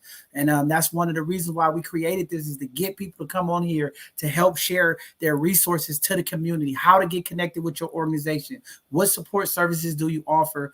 Because a lot of times, it is phenomenal organizations in our community that's doing the work. But I think sometimes these community organizations get so focused on thinking at a certain plateau that they're reaching everybody, and then they start their network and they feel like the outreach of their email communication is the only outreach. But I think we have to use all of our media platforms. I think we have to use all of our community organizations to work together to share the information so that the community do know how to get connected. And I think that's a big part that we've been really trying to play in, connecting the resources, getting the people on here, and educating the community like you all are doing today, to let people know who you all are, where you at, how to get connected if they need support. Very, very powerful stuff. Go ahead. Go ahead. I was just going to say, I have to agree with you, Pam, about the open door policy, and just regardless of always letting folks know that you are there to support, and always having that phone line on. I mean, because it's like, what good is the work that we're doing from 9 to 5 if it can't be done from 5 to 9 and then on? So definitely. Yeah, and if I could just add one more quick thing. You really, really hit on it, John, when you talked about, right, the organizations. I think what's important is the synergy, right? Because understanding as we leave the door open, as Pam was discussing, that it may not be your organization that might provide the support, right? One might do the planting and the other one might, reap the harvest. And so it is really about understanding that it's not about your unique numbers, but it is really about helping someone in crisis. And so understanding that you can give this information, but we are not responsible for that person's activating event. And we don't know what activating event will cause that person to switch course and say, you know what, enough is enough. And although I've never been in a really heightened domestically abusive relationship. One story that I always refer to is, I remember, look, we all had it, so don't nobody judge me. I had this dude that was just playing me in college, and I knew he was. I knew he was no good, right? But whatever, I liked him. I was in love, whatever the situation at the time. And I remember my friends would be like, "You so stupid. Why are you doing that?" And I said, you know what? I'm not going to be done being stupid till I'm done being stupid. Like, I'm staying here, right? But I was committed, and I won't say that about other people, but for me, I was committed in my stupidity, is what I called it at the time. And then one day he called me and he asked me for some money, right? And I don't know what happened, but that sent me through the roof, right? And then I was done being stupid at that point, right? And so I give that scenario to say, we never know what is going to really make that person change his or her course. You know what I mean? So really about keeping that open door policy, creating the synergy amongst organizations so that they can reach out and really have some very reliable connections when they are ready. Yeah, My mama used to always say, you don't get sick and tired until you get sick and tired. That's right. But how do we speed up that process? Because we don't want women going through these situations for years and years to be sick and tired, right? How do we educate them and learn and teach them their, values and all this, that they're not waiting too long? Because, as Pam said earlier, people are being stabbed, and other things are happening. Like, we don't want people to just wait 5 years of like this abuse and be like, oh, I'm sick and tired now. How do we empower the women in the community, or men in our community? How do we empower the community to have that sick and tiredness up front, and get out of those situations, not go through 5 years of it? The thing is, they're going to do what they're going to do, but we got to start pulling together as a community. And I think the first line of defense that most of us look at as African Americans, Blacks, are our community leaders. And thing that people think, or first thing you think of when you say a community leader, is the church. It can be the lay people in the church. It could be the pastor of the church. It could be the sister's ministry. It could be the brother's ministry. The conversations need to happen, and clearly they're not. And so we're planning a roundtable for clergy and lay staff to talk about domestic violence and to do trainings around advocacy and resources so that they will have the information to pass it forward to people in their community as well as their congregation. Give it to housing offices. John Stewart has properties all over the place. EBAC has properties all over the place. They're not going to speak about it, but we can put a brochure in their office. So if someone sees it and it says, are you a victim of, the victim of survivor or domestic abuse, they might look at that and go, oh, I should probably pick this up, or I wanted to read a little bit more about that. Making sure that the resources are available, even if we're not talking about it, where people can have something in their hand and reflect upon, I think is helpful. Wow. Well, I have to jump in really fast. Oh, sorry. I just wanted to speak to a comment that I literally just saw, and I have to completely agree with it. I think a lot of the times where, especially now where we've gone wrong, is that we stop coming together as a community to raise our children. Back when, and I'm not originally from San Francisco, I'm originally from Oakland. So back in the day, growing up in that neighborhood, my neighbor was allowed to whip my butt. My neighbor was allowed to, if they see me doing something wrong, they was allowed to check me upon that. Whereas now we have such a taboo and a stigma within our communities of like, oh, well, you can't tell my child that. You can't, regardless if my child is in the community doing wrong, it's like, oh, well, you can't tell them what to do, or you can't direct them the right way. In actuality, it's not necessarily telling them what to do or how to be. It's being able to correct the wrong behavior that we see. So that way it doesn't become a repeated pattern. Whether it's a young man and a young girl that's playing in a neighborhood too rough, and he's pulling her or she's pulling him by his shirt, and nobody's correcting that, saying, hey, that's not how we're supposed to be communicating with one another. And I think that's a lot of the times when we fail as community members. It's like, oh, well, that's their problem, I'm gonna let them deal with it. Whereas no, when it's in the community, it becomes everybody's problem. Just because your child belongs to you doesn't mean at heart that they're not my child too. And anything that they involved in doesn't immediately become my concern, because it does. So I think if we come together as community members to be able to continue to raise our children together, to be able to continue to take the corrective action to do this work together, then I think a lot of it can be done. Yep, definitely. I agree with you 100%. One thing I wanted to throw out there to Joffrey, because I know you're doing a lot of the work in your organization as well.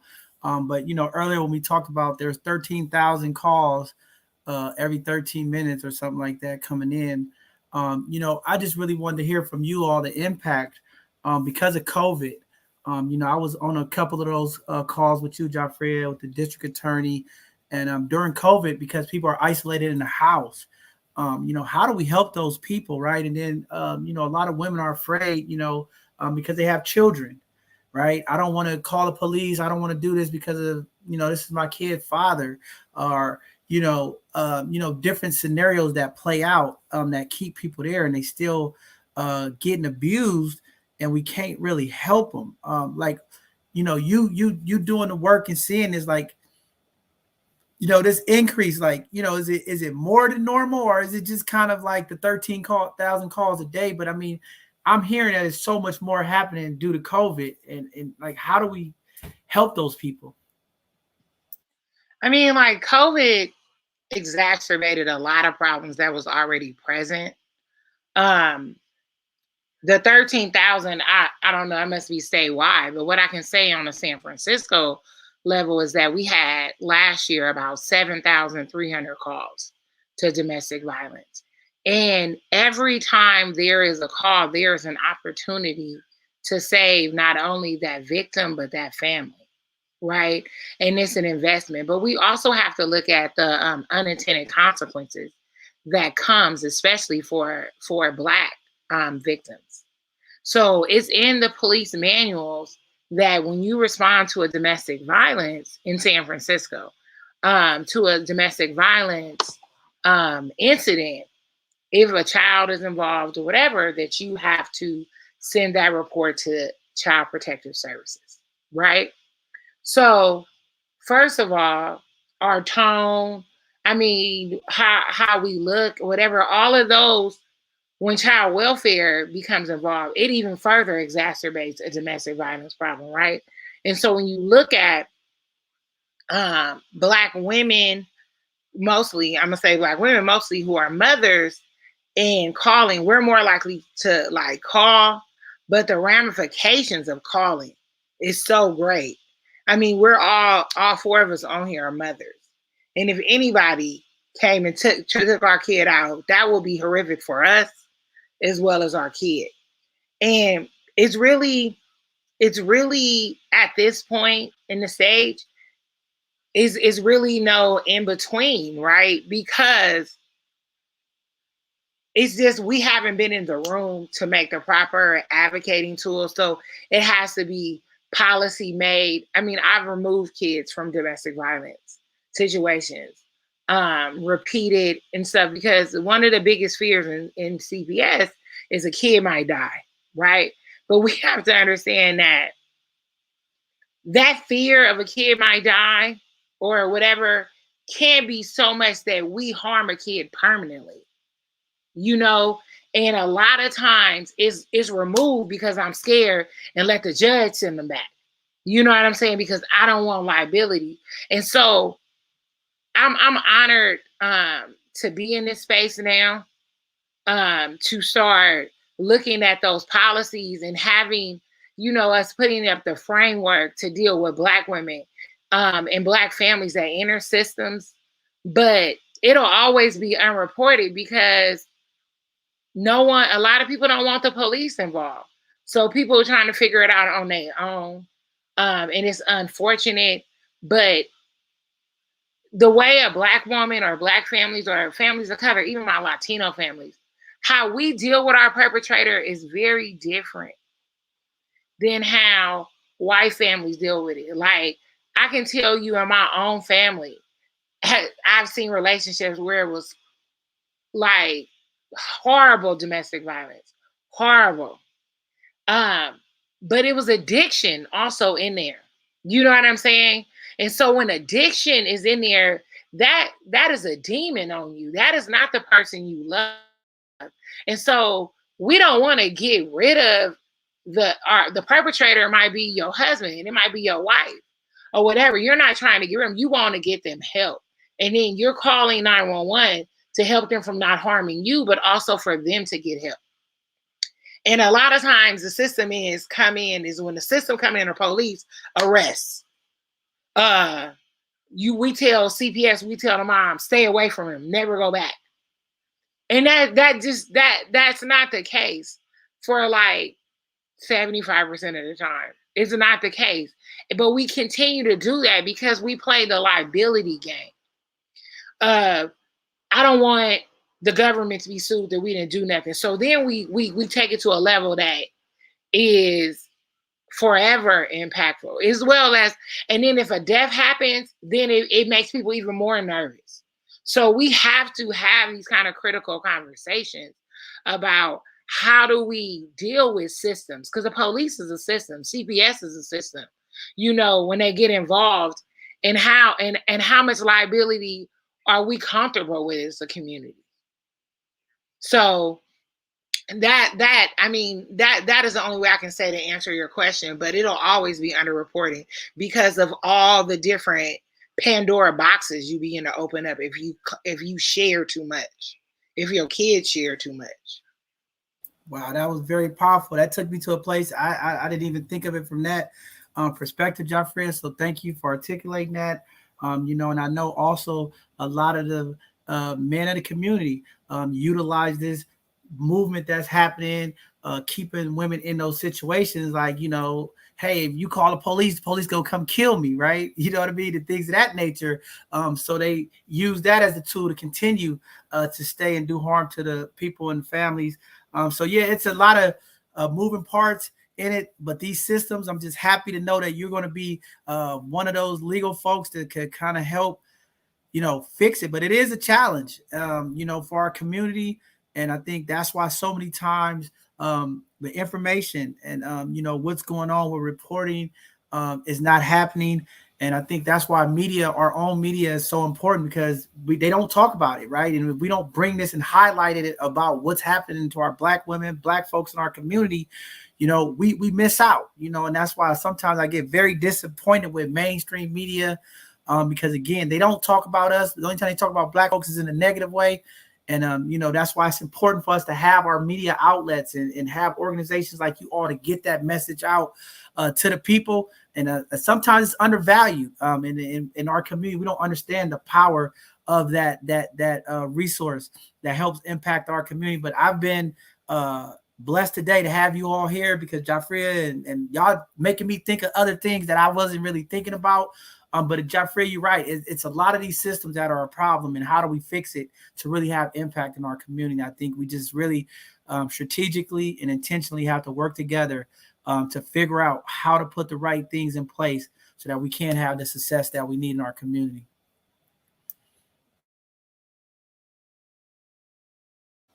Go ahead. Did you want to jump in there, Coach? I thought you was trying to say something. No, but I would just say, like, it's always important to keep in mind that creating that safe space for folks to be able to speak out is always important, and it is always key. I would say, like, for example, right now, the platform that we're on is creating a safe space, because I'm seeing, comments from folks that are feeling very motivated to be able to come out and speak their truth. And that is really what it's about, is being able to create that safe space and that open space for folks to be able to live in their truth and speak their truth, so that way they don't have to feel like they have to live it in silence or be able to deal with it or suffer in silence. Yeah, very true. That's a very true statement. I'm glad you said that, especially in the Black community, especially our men in the community. I always encourage them. We have to be vulnerable. We have to be open to talk about it. We only can have change if we see it. We come from this community. If people don't see it, they don't believe it, right? So if we don't have people coming out, telling their stories, being vulnerable, I don't think we really make that change or that progress into change. So it's very, very important to have these conversations. The only thing that I always ask is, like, we don't want to stop these conversations. And it always bothers me, because we do have Domestic Violence Awareness Month and things of that nature. But then it stops, and that's why I'm so not, in favor sometimes having these campaigns of months and days. It's national this, right? Because these are real tragic things that impact our community every day, right? And it's like, how do we make this important and not just make it a month, but how do we continue the conversation? How do we continue to get people involved every day? Because after this conversation, there's somebody that's out there dealing with during this conversation. And we don't just want to take the highlight and the focus because it was Domestic Violence Awareness Month. We want to make sure that we continue to have the conversation and continue to get the people that are involved understanding that this is a need. It is a crisis in our community, and we need that support. I said it a couple of weeks ago with the breast cancer awareness, and I think the ladies on there had a great comment too. The same thing that, we talk about breast cancer awareness, and then everything kind of falls apart, right? During the year, we're not still getting the information to our community. So I just hope in the future we'll be able to be a part of that, to continue to have these conversations and continue to move our community forward and impact the people, because I think that's just what we need to do. Very important stuff. So do anybody have anything? We're about 15 minutes away from reaching our time for the day. I don't want to hold y'all up too late. Y'all been so gracious as the rain been dropping down on us out here. But I do want to start being respectful to everybody's time and try to get us out of here on time. But if there's any final words that you all want to start giving to the community in this 15 minutes, and then we can start closing out, and you all could give some parting words to the community today. Sure. I want to segue where you were talking about continuing the conversation. Black Women Revolt will be doing that. Every first Wednesday of the month from 12 noon to 1 p.m. We used to have brown bags, but we're going to continue it online. It'll be on Zoom, and we are going to have crucial conversations about domestic violence. This month, we're going to talk about media coverage with missing people and domestic abuse. And the topics will rotate, but we will be doing that every month, first Wednesday of the month from 12 noon until 1 p.m. Pacific Standard Time. People can log in on Instagram. It'll be posted on our Instagram for people to register and attend. Thanks. Wow, that's dope. I'm so happy that you all are doing that. I mean, the more the better. I always tell people is any kind of way we can get the information out to our community, we have to do it. We can't worry about where it's coming from. We just have to get the information to our people. So thank you all for doing that. And also, please send us the flyers over of those events. Just email us to us so I can get it out to all the community organizations, all the people in the community. That's where we're just trying to play our part to help each other. It's not a competition thing. It's about getting the information to our people so that they can be impacted. So please, whenever y'all create the flyer, Jafria, somebody email me. Let me get it out to our social media handles. Let's get it out to our community organizations, Mega Black, SF Block, all these different organizations, so that we can make sure that our community gets this information. Yeah, please.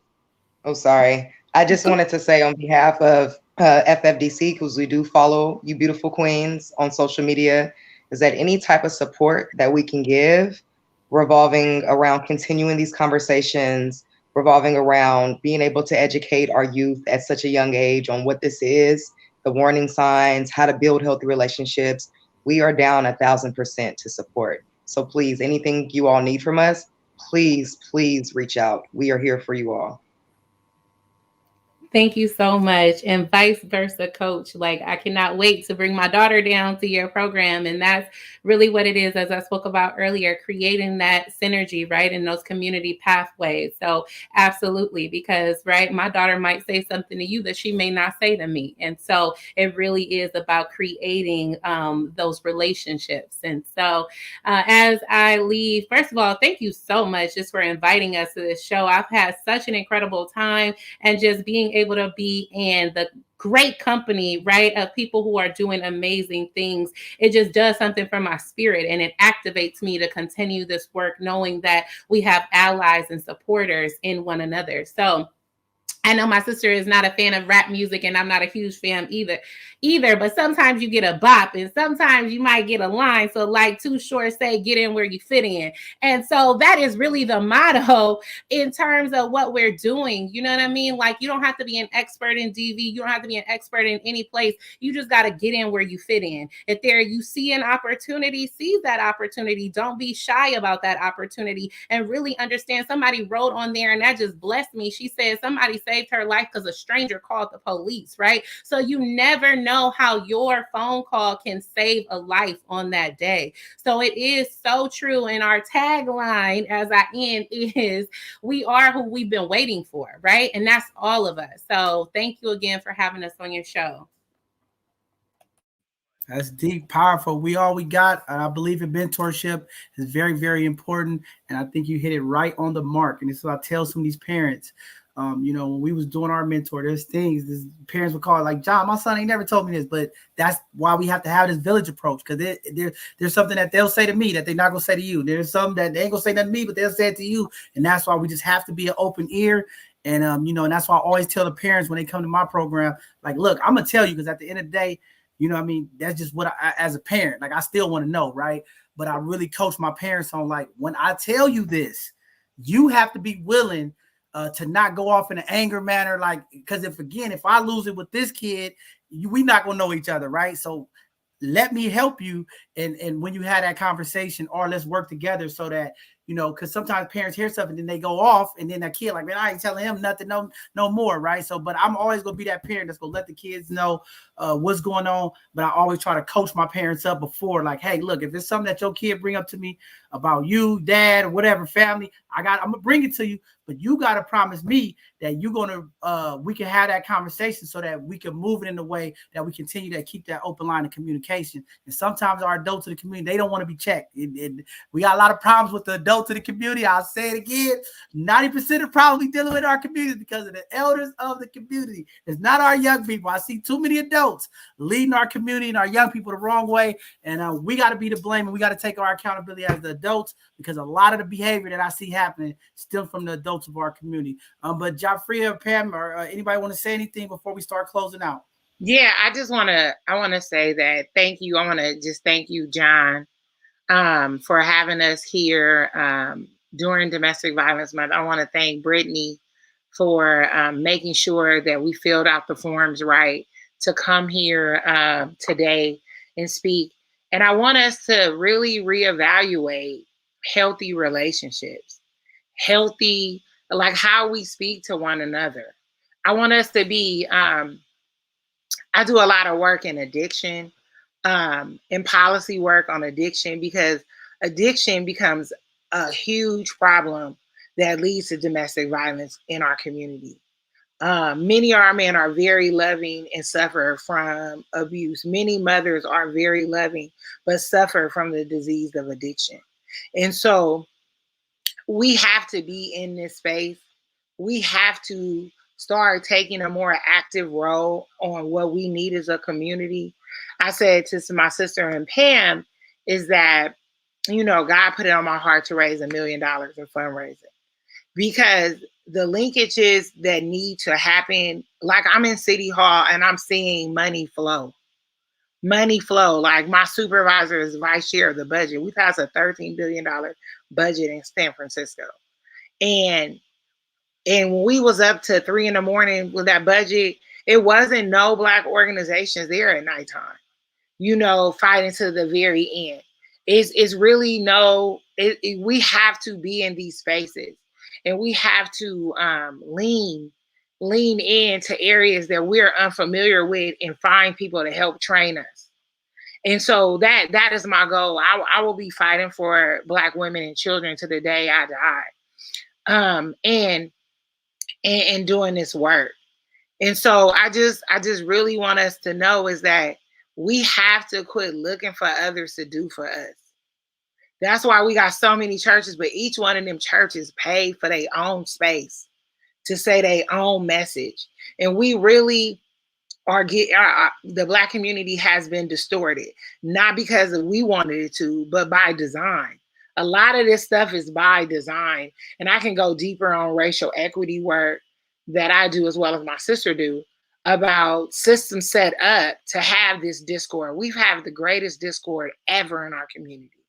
And we have to now reassemble it. So last year with the racial reckoning that people want to call it, I call it the civil rights movement too, is that we have to now design what the Black community will look going forward. It's a lot of people that's being Black friendly and a lot of money coming. But if we're not spending it and organizing it in a way that is sustainable, it will not happen. And then my children, my grandchildren will be doing this work, trying the stuff that I was trying to do, stuff that my grandfather been trying to do. So it's just very important that we have to invest in each other, invest in this platform, invest in stuff that you truly invest in in the coach's dance group. You have to invest. Quit asking shit for free because you get what you pay for. You get what you pay for. If you want your community to be better, you got to do it. I've started many organizations in the community. Many. I've done a lot of stuff, and I just do it humbly with no charge. But if you see something wrong in your community, you saw it, you start working on it, and others will follow. Man, very powerful stuff. Please, Joffrey, send me the link. I want to be a part of the change and help support you because I know you always support me. Let me know. I'll make my donation. That's the biggest gripe that I have here. Like I always tell people, I have nothing against Frank Summervall, but let me just tell you about our people, okay? 30,000 Black folks in the Bay Area could raise $500,000 for Frank Summervall because he got let go or suspended at KTVU, but they wouldn't invest $1 in both sides of the conversation. I told them we could talk about Black issues all day. So again, it's about the priorities. Whatever it is, I don't know if it's from our slavery or whatever, when it comes to some other organizations, okay, our Black folks run crazy to support them, but we don't support each other. It is sad, it is sickening, and it always drives me crazy, but I will continue to do my part to support you queens in any way you need. I will always spend my Black dollars with my Black folks and uplift them every day, and I will continue to partner with organizations who want to work together, not in silos. We want to lift our community. We cannot be a community of divisiveness. Even when we have our issues, we still got to work together. I see it in the Asian community. I see it in the Latin community. They do it all the time. They have issues, but they still stick together for one message and they move forward. And we got to do it, right? And sometimes it ain't going to be everybody, but I'll take the small few. But again, we're going to keep doing our campaigning and fundraising and supporting, and we're going to support you all as well because that's what it's really all about, uplifting each other, because ain't nobody going to tell our story like we going to tell our story, and ain't nobody going to understand us like we understand us. So it starts with us.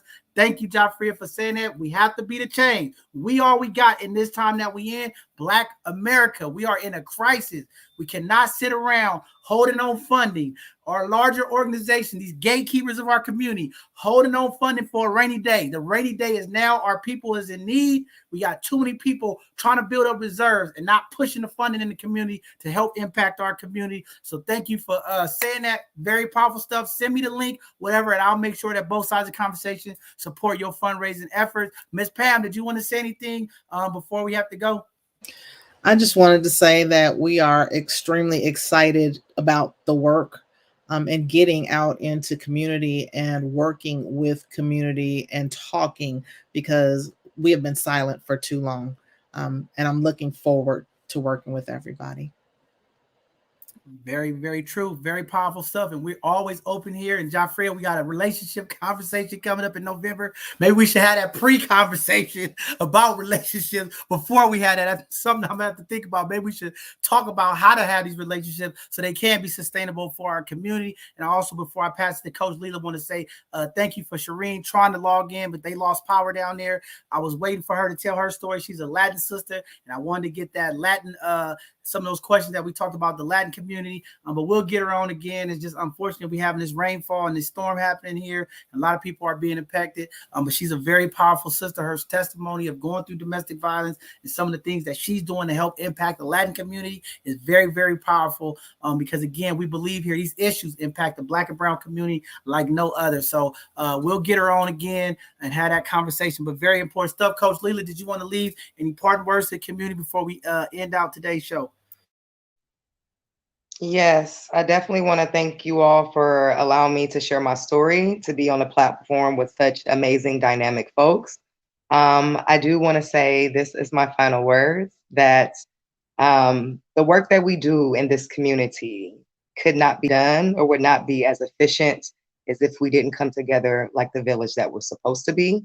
And through love, light, and laughter, the most powerful thing that you can do is to become the image of your own imagination. Blessings to you all. Wow, very, very powerful stuff. There you have it, community. This will be our last Sunday conversation until the 3rd. But thank you all for the support. Looking forward to seeing the community come out to our East Oakland Collective, both sides of the conversation, both sides of the Bay skate party, uniting our communities. I would love to see you all come out here. We're going to try to make sure everything in this event is free for our young people as we're transitioning into these winter months. And hopefully the weather holds up. We don't get rained out. But if not, we love to see you all out here for that event. I think it's going to be very, very important for the community to just come together in solidarity, unifying our community. So thanks to the East Oakland Collective for the work that they're doing to try to just really bring Black folks together. It's not about what city you from, what block you from. It's about Black folks impacting Black folks. And that's what we need to do right now in these times. Can't worry about you from here and you from there. It's about you Black. You need some support. How can I help you? And we're trying to build that momentum of Black organizations working together, no matter what city, what state. Let's come together and move this forward. With that being said, there's a number of campaigns that's happening. Thank you to all the sponsors who've been reaching out, and thank you to the community who is always following and supporting us, and all the text messages and emails we've been getting over the last week here. People like, no, we got to keep both sides of the conversation again. And I'll say it again, we ain't going nowhere. Some of our programming is going to change. We're doing some restructuring in our organization.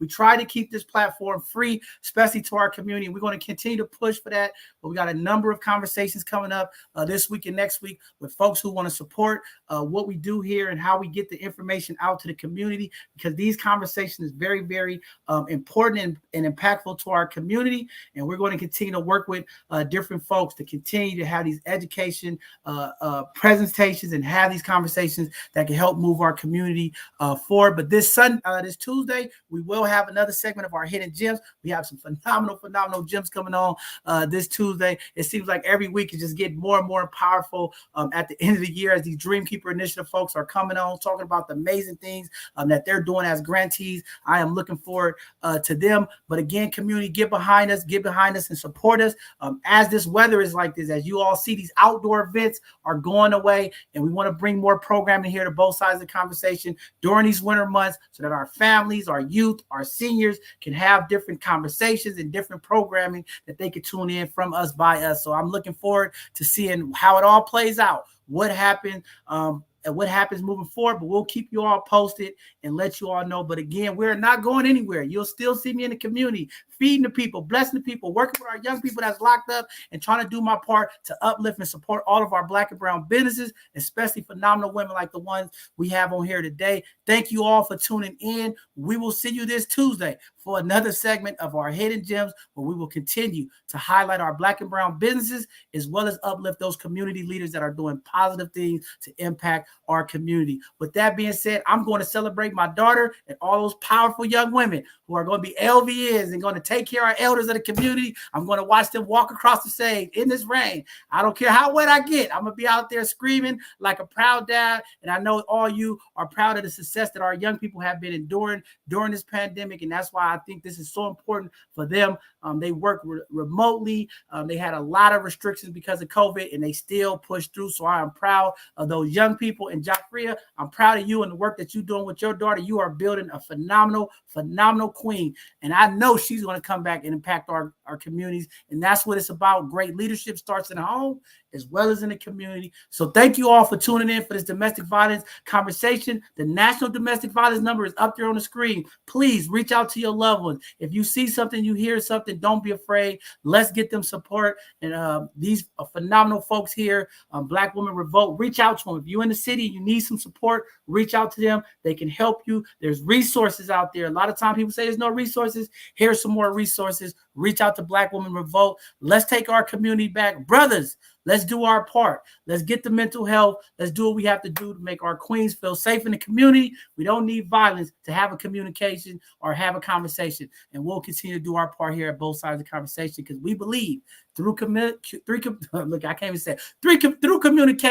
the healing process begins. And Pam so articulated that all day long. Through communication, healing begins, and we have to have these conversations to move our community forward. So with that being said, thank you all. Be safe out there. The storm is moving through. If you're driving out in the community, slow down, people. There's a lot of standing water. Drains are backed up. Our maintenance crews across the Bay Area has been impacted right now.